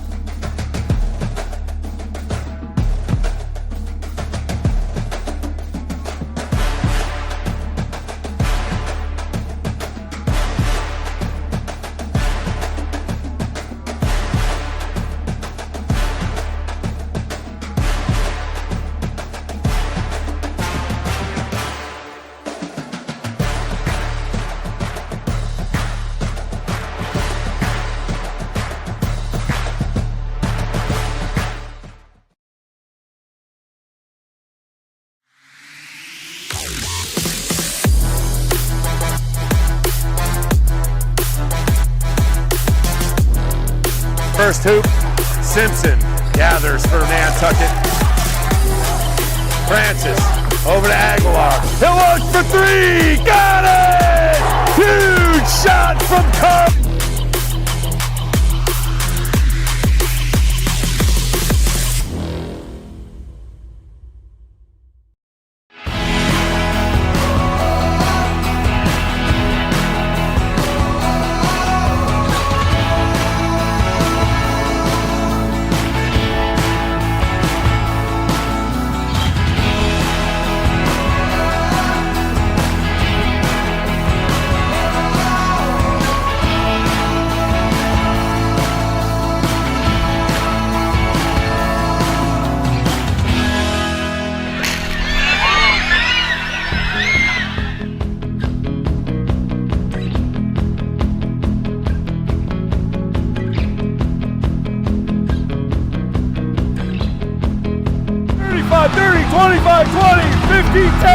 Whalers touchdown!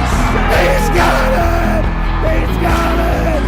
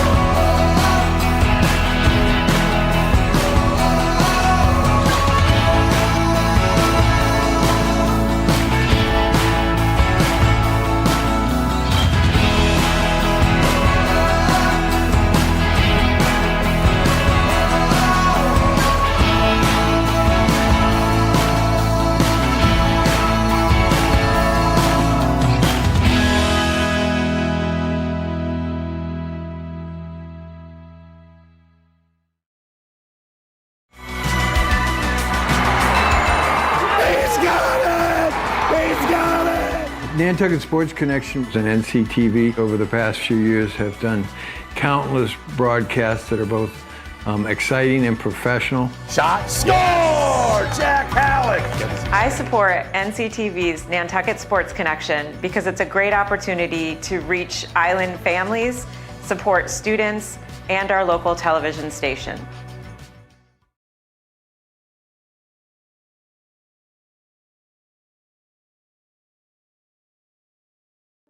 When you add resilient gardens to your outdoor spaces, you contribute to the long-term well-being of the island. Introduce yourself to the Nantucket Footprints virtual garden tours and find inspiration to cultivate biodiversity. The first tour of a native meadow, curated by the Nantucket Conservation Foundation, is now available for free at nantucketfootprints.org. Whistle.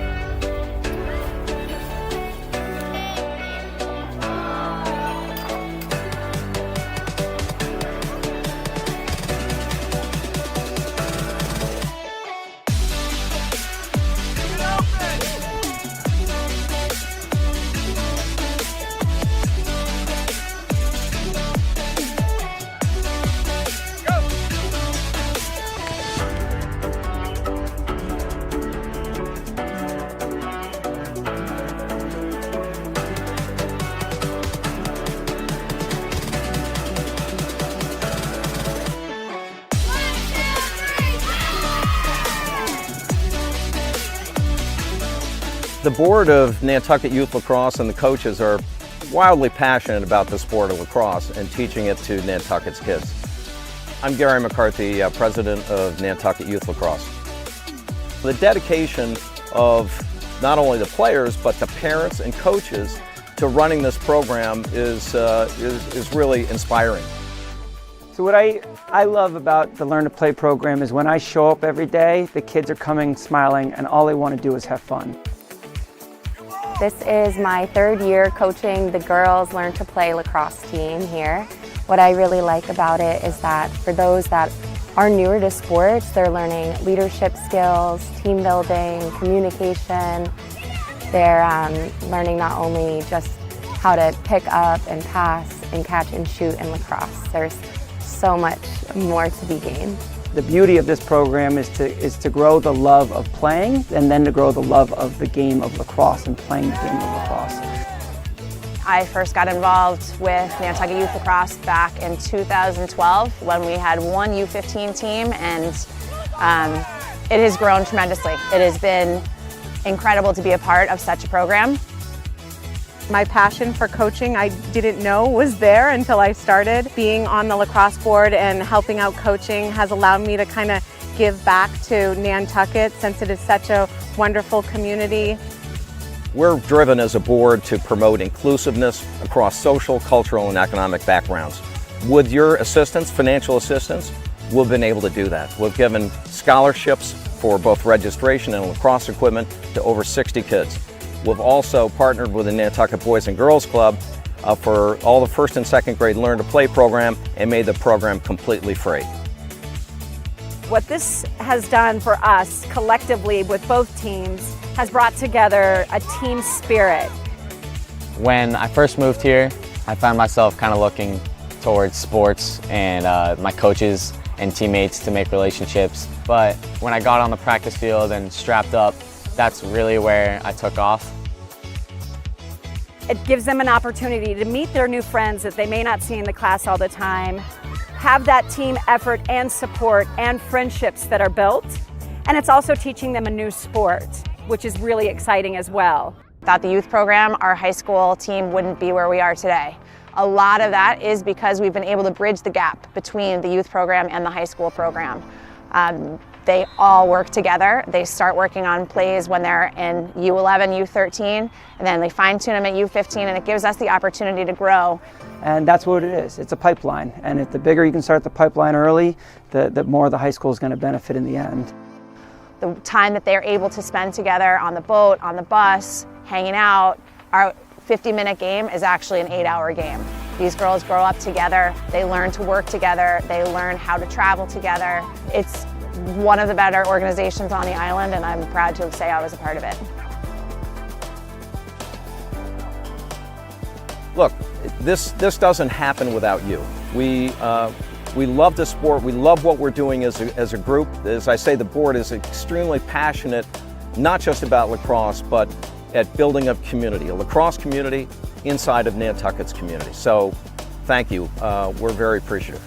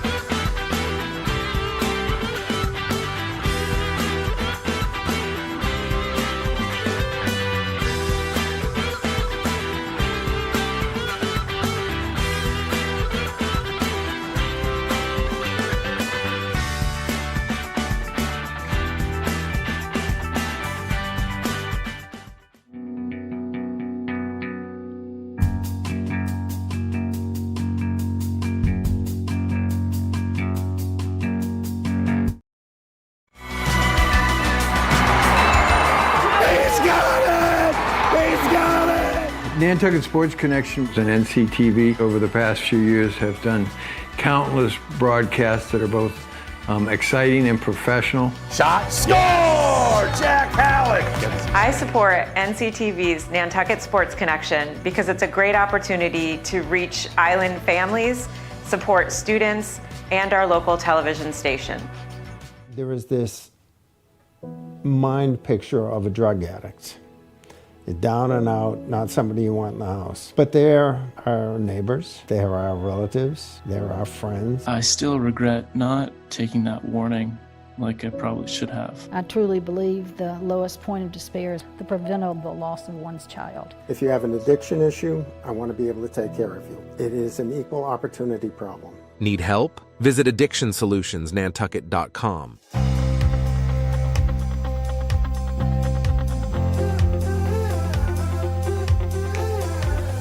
Rise and shine through the morning. Take both feet now and jump right in. Go, take hold of the moment.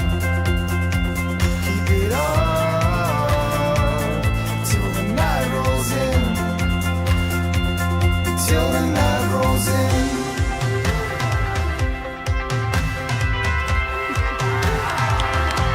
You got me believing that I can seize the day. You got me hooked on the feeling that I can do anything if I give my heart to it. If I give my heart to it. Run and race for the mountain. At the top, you could touch the sun. See the silver lining in every cloud that flies above. You got me believing that I can seize the day. You got me hooked on the feeling that I can do anything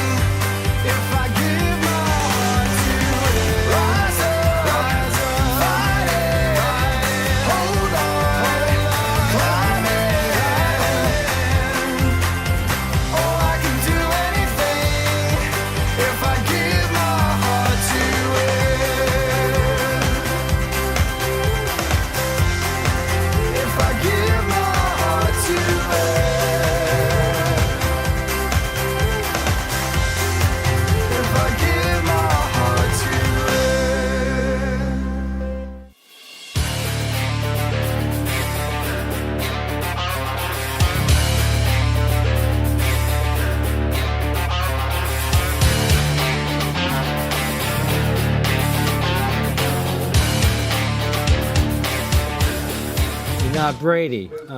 Welcome back to Vito Capizzo Stadium. As you can see, the full moon is arising here over the stadium. And, man, we have had some fun here in the first half. 4 touchdowns scored by the Whalers, and they lead 27-0. It has been Brock Beamish under center the whole first half. I got a hunch if things continue here, we will see some Burke Lombardi under center as well. But Owen Sullivan has ruled the day so far here in the first half. He's got a couple touchdown runs, and how many yards did he accumulate? I have him for 103 yards in the first half, so that's amazing, getting 100.5. Yeah. By far the biggest offensive output for the Whalers here in the 2024 season. Aaron Hanlon also has a touchdown. And who was our 4th touchdown? The 4th touchdown is Brady Tilton. Tilton, that's right, had a great 43-yard catch and run way back in the first quarter. And the Whalers missed 1 extra point, and kind of the only blemish. They have absolutely dominated the line of scrimmage, and they have stopped the Lions' offense a couple times on turnover on downs, and have been all over quarterback Jake Kalkas. Kudos to the O-line and the D-line, right, doing the job. And the Whalers will get the ball back here to begin things here in the second half. Thanks very much for joining us here on the NSC and NCTV. As always, we're happy to bring you live coverage of Whalers athletics Friday night under the lights.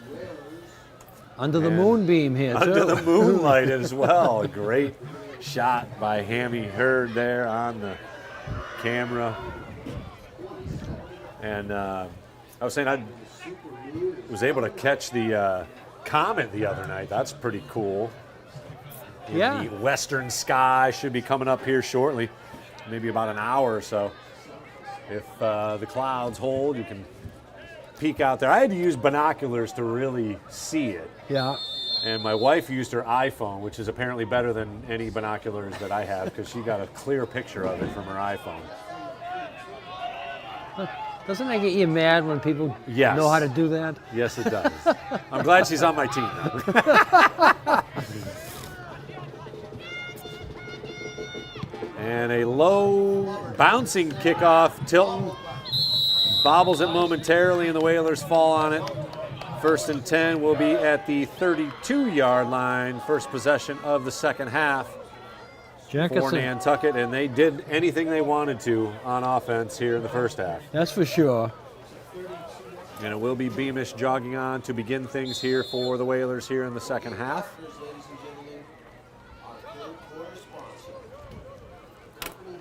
I got a hunch number 22 is going to add to his already season-high totals of 103 yards here. As Hanlon goes in motion, it will be a broken play, actually. Beamish keeps it. Yeah, I don't know if he looked for the handoff and he didn't make it, that's for sure. You know, 103 yards Sullivan has. I'm willing to bet that we had 2 or 3 games this year where we didn't gain 103 yards for the whole game for the team. Yep. So no gain on the play. Brings up 2nd and 10 for Nantucket. Big shout out to the Booster Club and those guys running the concession stand. Had ourselves, Hammy and I jogged down and got ourselves a little hot dog and some linguiça. Here's Sullivan, and he scampers ahead to the 40, 49, 50, and he's off to the races. Down the sideline, Sullivan goes, breaks another tackle, and he will go in for a Whalers touchdown, 67 yards. Touchdown run for number 22, 3rd touchdown of the day. Owen Sullivan, have a look. Fire. Looked like a pretty simple play. Breaks one hand tackle, another hand tackle, and it's off to the races. Hennigan had the angle on him, so he waits for him to go by. Great downfield action by Jeremy Jenkinson following the play to make sure Sullivan found the end zone, and just like that, it's 33-0, excuse me, with the Whalers looking for the extra point. Lightning strikes, kick is up and good. And in less than a minute, the Whalers have struck lightning here with a huge gainer. Woo! He's going to go over 200 yards. What a way to add to your 103 yards. That's right. All of a sudden he's play. up to 10 carries for 170 yards. Amazing. Gaudy numbers for number 22, going out with style here as one of the 14 seniors. And again, not making a whole lot of friends on the senior ball side of things. No. Another touchdown here, but that's just a good run. I mean, he ran it up the middle, and basically nobody touched him. Yeah, it's not like you're throwing the ball down the field. Right. No, you run a basic play. They don't make the tackle at the line of scrimmage. They don't make the tackle after 6 to 8 yards, and then you're off to the races. Once he got to that third level, it was... You may start seeing a lot of substituting on the Nantucket side here. Which is great for some of those kids that don't get to play a lot of action on the varsity level. Those kids over there practice every day. They'd love to get some game time. Aguilar with a good kick end over end, lands at about the 16, bobbled momentarily by Logan, and he'll get it across to the 25, and that is it.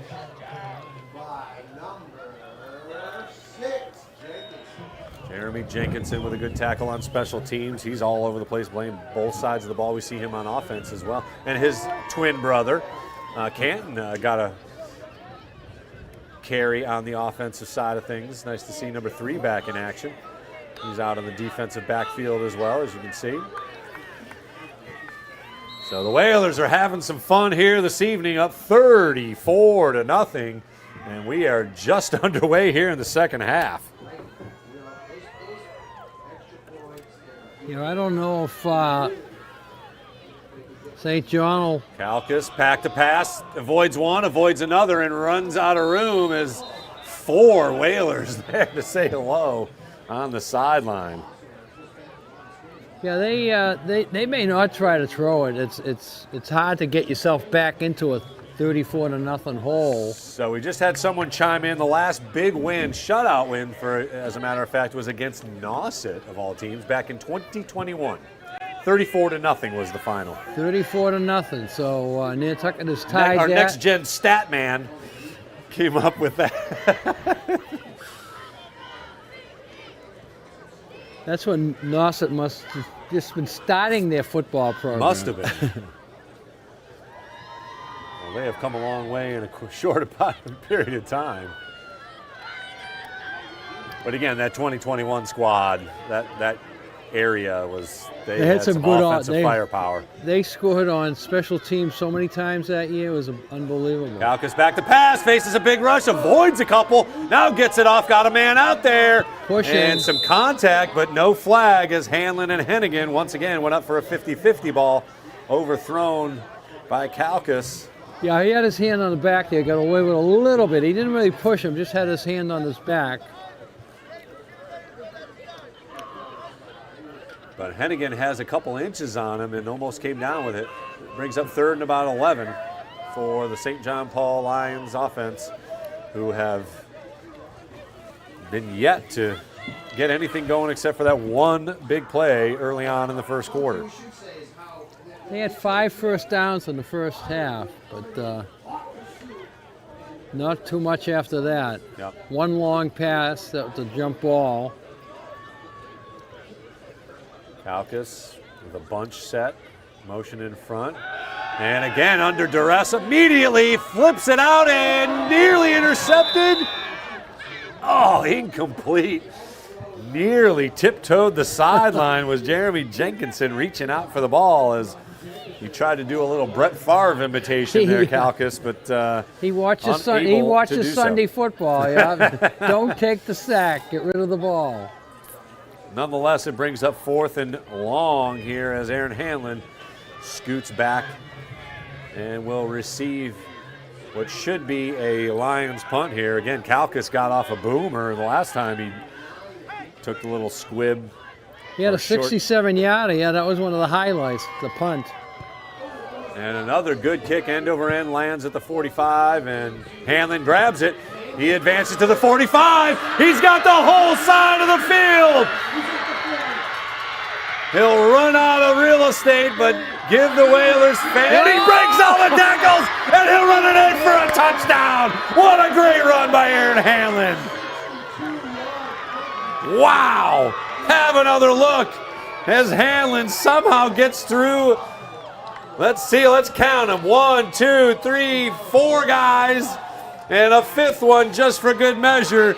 And Silva fouls him into the end zone for a punt return touchdown.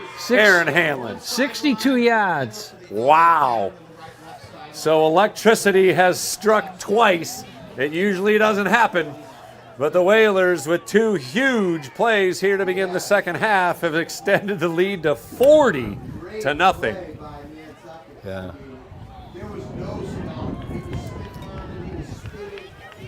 Took the ball all the way across the field and somehow found his way to the end zone. You could see the wall set up from our view up here. It was perfect, but a couple of them did catch up to him, but he went right through them anyways. Kick is up and good, and the Whalers add the extra point, making it 41-0.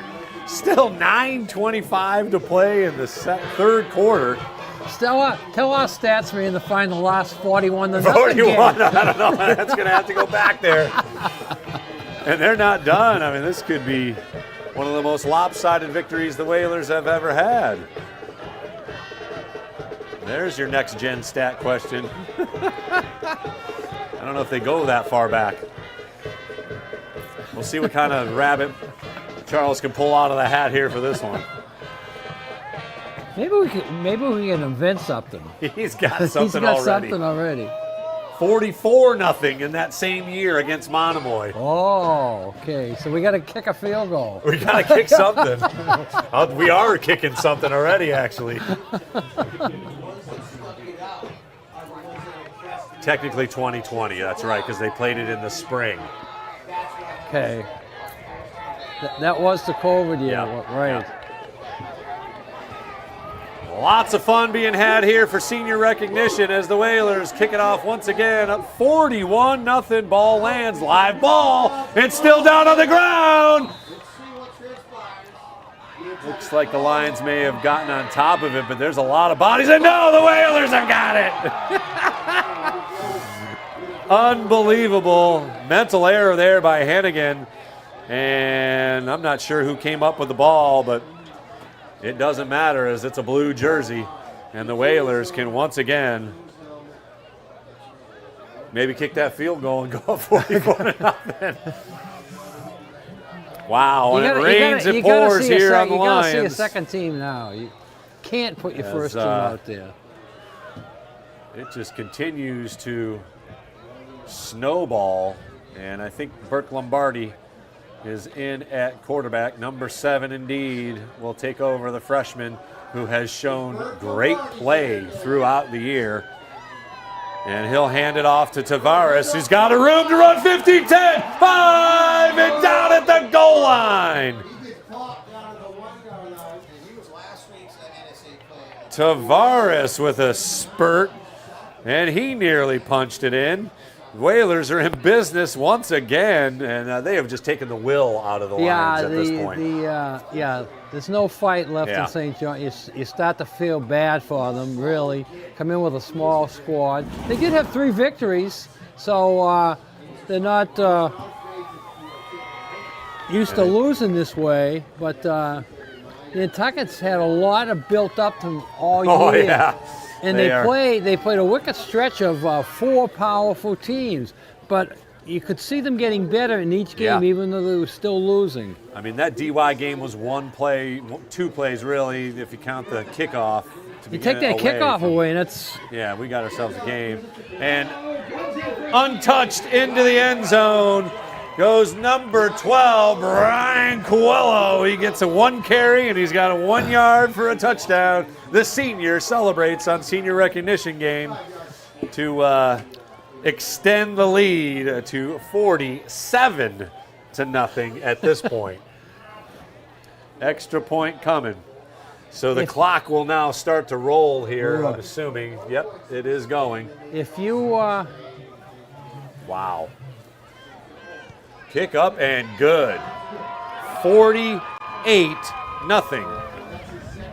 Well, if you had St. John Paul and 50 points, you're still ahead. You're still there. Your tease is still coming in. But now, otherwise, whew. Now, do you have one of those Alexas at home? The Alexa machine? Well, no, I do not. you- okay. Yeah, we have the Sonos bar, but that doesn't listen. Okay. But we ought to make up a whaler one, like right? Vito, when was the last Ooh. time? Hey Vito, when was the last time we scored 48-0? Right? There you go. He's got it. He's working got on it already. He's working on it. The man of many talents, our Charles Douglas. I'll tell you what, he makes us look cool, and the Whalers are taking care of business here tonight. They are having some fun, and well, we were looking for some highlights. I think we've got plenty.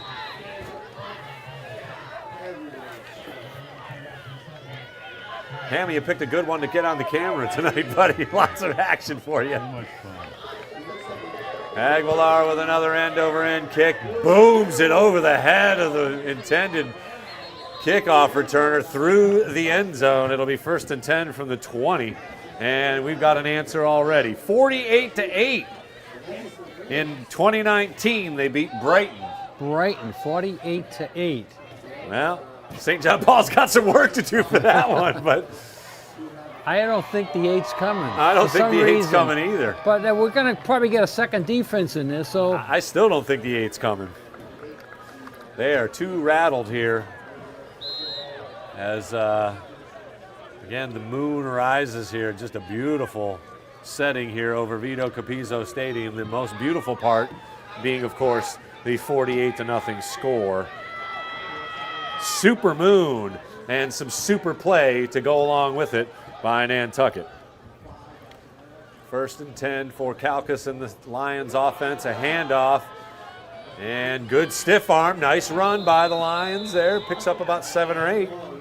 Yeah, they haven't had a first down since the beginning of the second quarter, so they'd like to get a first down under their belt here on this drive. And they picked up a chunk on first down. And might have to get our roster out here and go through some of the new players in the game. Yep. That's a good problem to have, though. Jake Clark is in there. Yep, number 23, defensive back. Again, we should see some... Noah Stringer's in there. Brian Colombo's in there. No, he's not in there. So David second and about Tavares is in 3 there. for the Lions here. Calcas will run it, try and get to the outside. He's got a little bit of room and finds the edge. Calcas on the run out across the 40 to about the 4-yard line. So 1st and 10, that's Calcas's best run of the evening.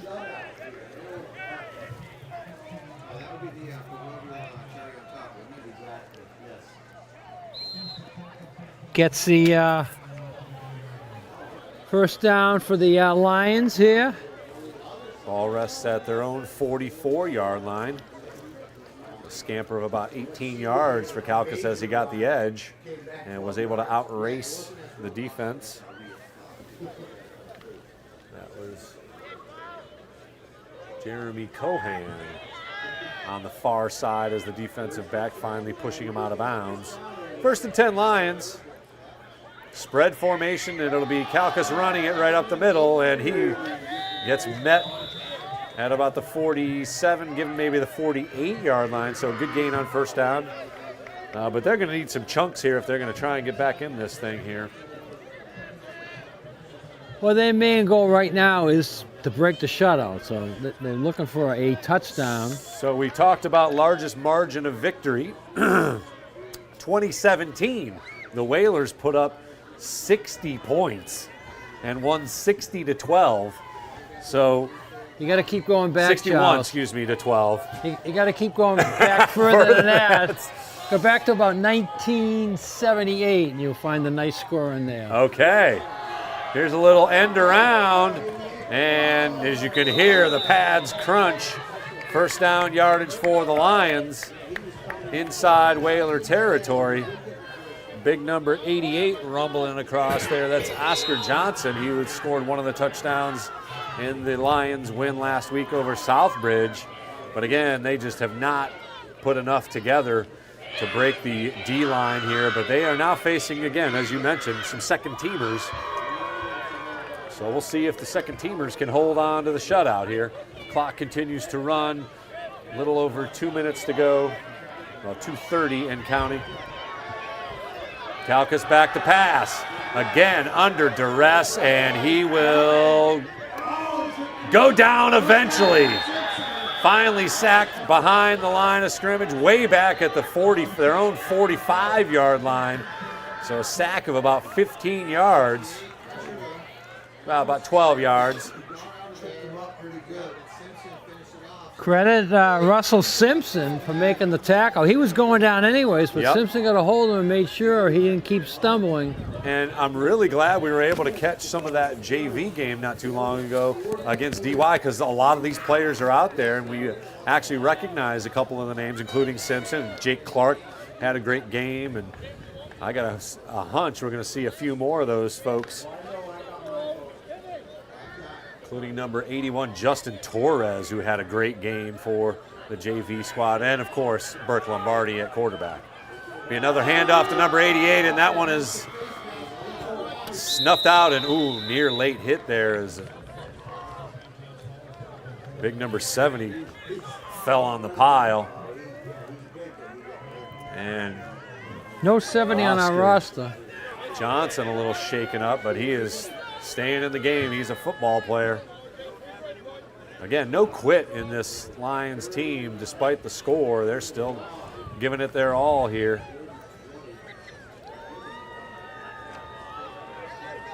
So 3rd and 16, maybe 17. Looks like more like 18, but 3rd and very long here for the Lions. And again, got to think 4 downs no matter what. A long way to go. And they are down 48-0. It was 27-0. The Whalers have scored on big plays here to begin the second half, and not much doing as number 20 immediately in on it. That's Noah Stringer. Ball came out, but whistle blew long before it came out. And again, Robertson is definitely shaken up, as you can see, number 88 gingerly trying to get back to the huddle. He's fighting it. So 4th, and let's call it 14. And they may not get another playoff here, as the clock will expire to end the 3rd quarter. A 3rd quarter that saw the Whalers punch in 3 more touchdowns. It seemed like they scored them on like the first 3 plays of the half, they too. didn't run that many plays. Great stuff. We'll take a break here on the NSC and NCTV. The full moon is rising here at Vito Capizzo Stadium. Whalers up huge, 48-0. The Nantucket Sports Connection would like to thank its founding sponsor, the Nantucket Golf Club Foundation, whose mission is to promote the positive development and enrichment of Nantucket's children. For more information on the Nantucket Golf Club Foundation, go to nantucketgolfclub.com. Support for the NSC provided in part by Highline Cruises, providing year-round high-speed service to Nantucket since 1996. For more info, visit highlinecruises.com. Underwriting support for this Whalers football broadcast on the NSC provided in part by Nantucket Bank and Rockland Trust, providing financial education and resources to local communities for over a century. Rockland Trust Bank, where each relationship matters. Support for the NSC provided in part by Myrick O'Connell, attorney at law, providing legal services for Massachusetts residents for over a century. Learn more at myrickoconnell.com. NCTV and the Nantucket Sports Connection would like to thank our Nantucket business sponsors for their support of today's Whalers broadcast.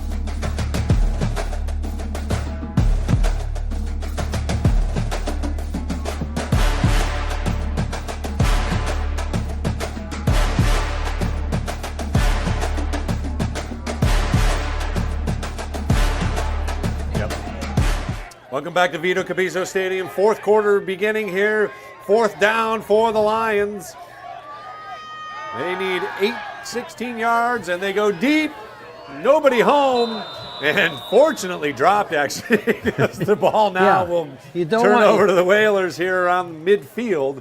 You don't want to intercept on 4th down in that area of the field, no. Would have been a punt, basically, but nonetheless, the Whalers with another defensive stop here, forcing the Lions to turn it over on downs. So it'll be 1st and 10 as Burke Lombardi will likely play the remainder of the game here under center for Nantucket. 48-0 the lead. I have a feeling the clock will stop for nothing. Yeah. Not even a timeout. Yeah, probably not. 49-yard line, technically, of Nantucket is where they will begin the first drive of the fourth quarter. As the Whalers have poured it on here. They have tamed the Lions. And it'll be a quick handoff, cut back, and good yardage on first down falls forward. That is Jeremy Cohen, another senior running back. Oh, Jeremy got a chance to run the ball here on senior day. 14 seniors recognized before the game and one senior cheerleader as well. So 2nd and 6 for the Whalers here. Lombardi with a handoff, trying to catch the edge and getting big yardage and sprinting down the sideline for a Whalers touchdown. Canton Jenkinson outruns the entire Lions defense for a huge score. Make it 54-0 Wow. We're getting close to the score. Getting close. 60 is approaching. And again, that is not a trick play or anything like that. That was just a handoff on 2nd down, and just the Lions have nothing left in the tank. Has our Charles App found the 54-0? He's got it. He'll get it. I want to see if he can find it before I tell him. The extra point upcoming. And we have a new kicker. It's João Silva. Silva back up and line drives it through the middle for point number 55. Wow. Well, this is by far the most lopsided game I've been a part of. I'm sure you've been a part of a couple of these, but I was actually coaching. 53-0 in 2017. They beat Holbrook 53-0. We've already eclipsed that, and we've got a whole quarter to play. He's in the wrong century. I don't know that Max Preps doesn't go back to the 70s. Now you're getting warm. Now you're getting warm. What's your game? What's your most lopsided one you've been a part of? I was coaching when the scoreboard was put in. Yeah. 1977, Nantucket against Old Colony, 78, 73-0. 73-0. I mean, that's got to be the record. We're just going to go with that as the most lopsided Whalers victory Who's ever. the offensive player of the game? 73-0. There were a couple of them, I'm sure. Well, there's a funny story about that. I'll tell you the funny story. Yes, Bo was playing in that Kickoff game. through the hands and will bound into the end zone, but they will call that a touchback. The quarterback in the game was Jay Anderson. Okay. And he handed off to Bo. Bo scored a touchdown. They kicked off. Nantucket got a defensive touchdown. Kicked off again. Nantucket got a second defensive touchdown. Get back on the field. Yeah. Hands off again. Bo gets another touchdown. So it's 28-0. 4 plays or whatever. So he's Vito's calling for the second team. Jay Anderson comes over and says, "Coach, I only took 2 snaps." Give me a couple more snaps. I haven't even broke a sweat. Lions take over on offense. 1st and 10. Handoff, nice cutback for first down yardage. Out across the 25 to the 26.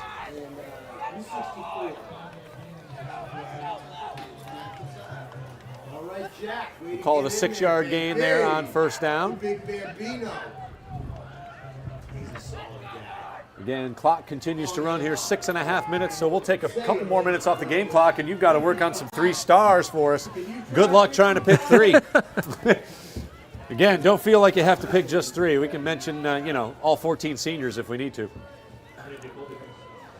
Colby picked 5 stars when we did the JV game, and it was still, he left out a couple of guys.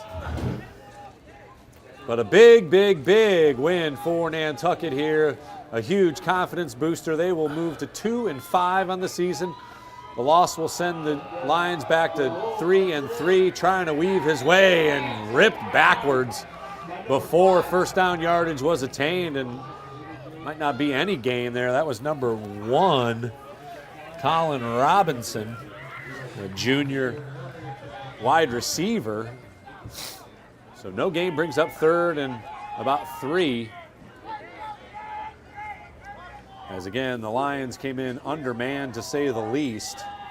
And Hennigan is out of the game. Number 5 has got the shoulder pads off. He's got a little sling around the arm, so we hope he is okay, but he will not return as one of the offensive stars for the Lions. And they will leave tonight bruised and battered, to say the least, with a 55-0 scoreboard. And Nantucket stops on third down.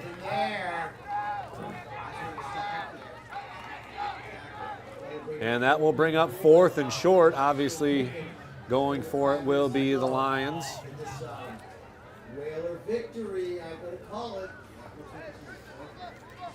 Well, they certainly took care of business tonight, Dick, in a rather emphatic fashion. Yeah, they answered the the challenge. They Yep. answered the challenge and putting themselves in position now to possibly make the playoffs. And that would be a big feat to get a playoff game. Kalkas fakes and will look for the edge and first down yardage. He's got the corner and gets first down across the 30 to about the 34-yard line. So good athletic move by Mr. Kalkas.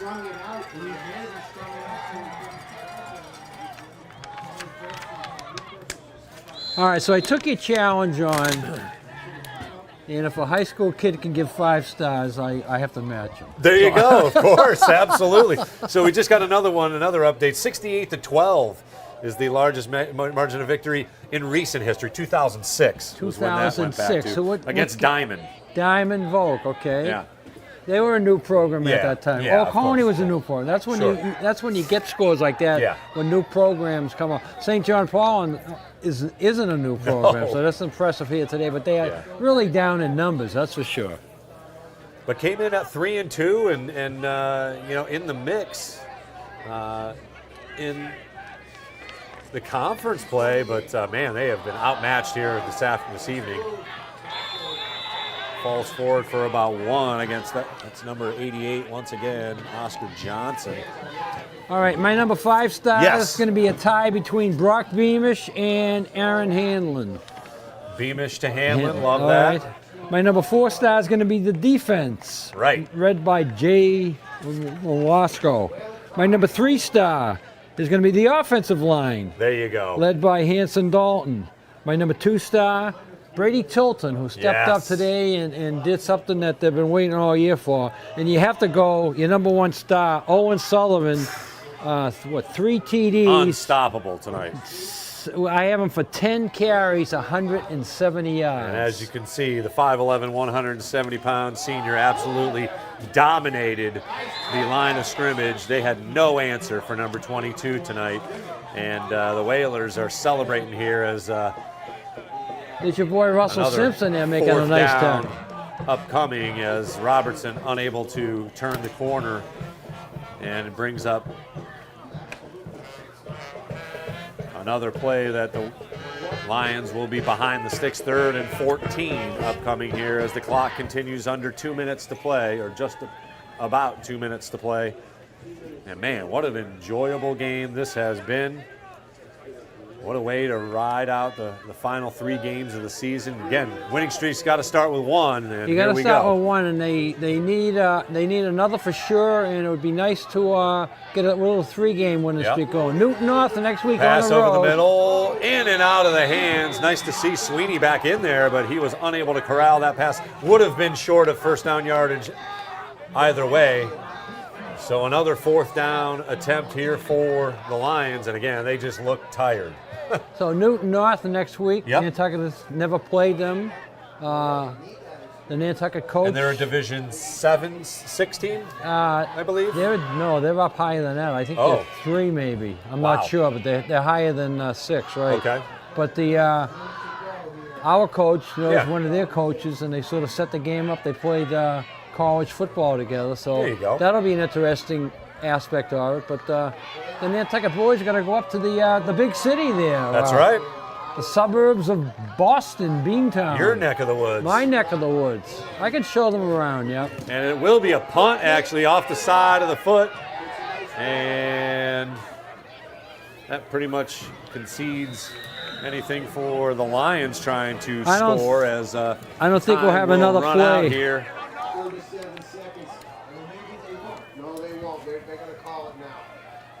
So a big win, by far the biggest offensive output of the year for the Whalers. As you heard, Dick called out just about everybody. And I would like to once again recognize the 14 seniors on the squad and the 1 senior cheerleader. Congratulations on an incredible Whalers athletic career, student athletes, just unbelievable. We had Mr. Haig up here chatting with us for a little while. His son Jake getting straight A's in AP classes, and he has done it right as the Whalers officially move to 2-5 on the season after a huge win, a statement win, a signature win for the 2024 season. Your final thoughts here, Dick, as we go watch some baseball here next year. Right. They took out a lot on St. John Paul for what they've suffered through during their 5-game losing streak. You sort of feel sorry for them.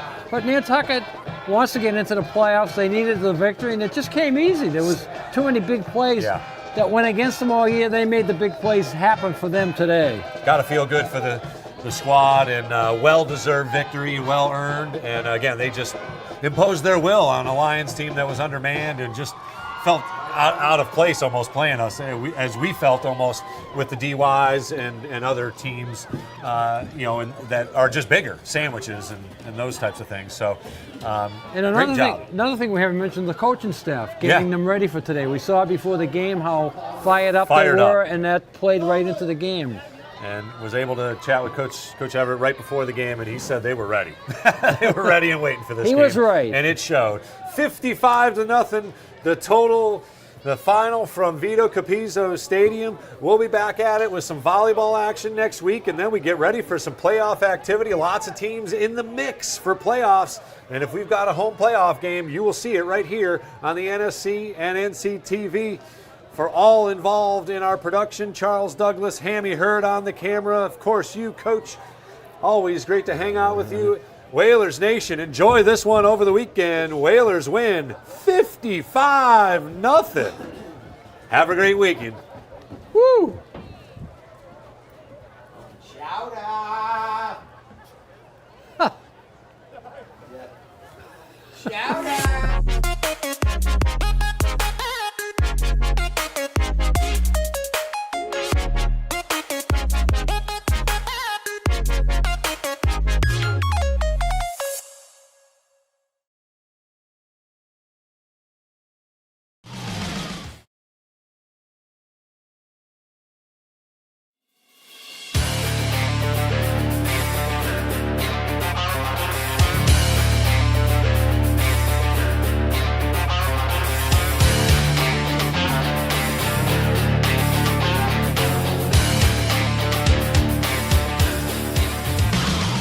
The Nantucket Sports Connection would like to thank its founding sponsor, the Nantucket Golf Club Foundation, whose mission is to promote the positive development and enrichment of Nantucket's children.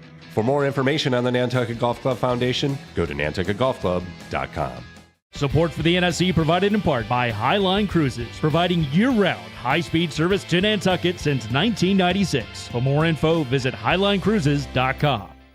Underwriting support for this Whalers football broadcast on the NSC provided in part by Nantucket Bank and Rockland Trust, providing financial education and resources to local communities for over a century. Rockland Trust Bank, where each relationship matters. Support for the NSC provided in part by Myrick O'Connell, attorney at law, providing legal services for Massachusetts residents for over a century. Learn more at myrickoconnell.com. NCTV and the Nantucket Sports Connection would like to thank our Nantucket business sponsors for their support of today's Whalers broadcast.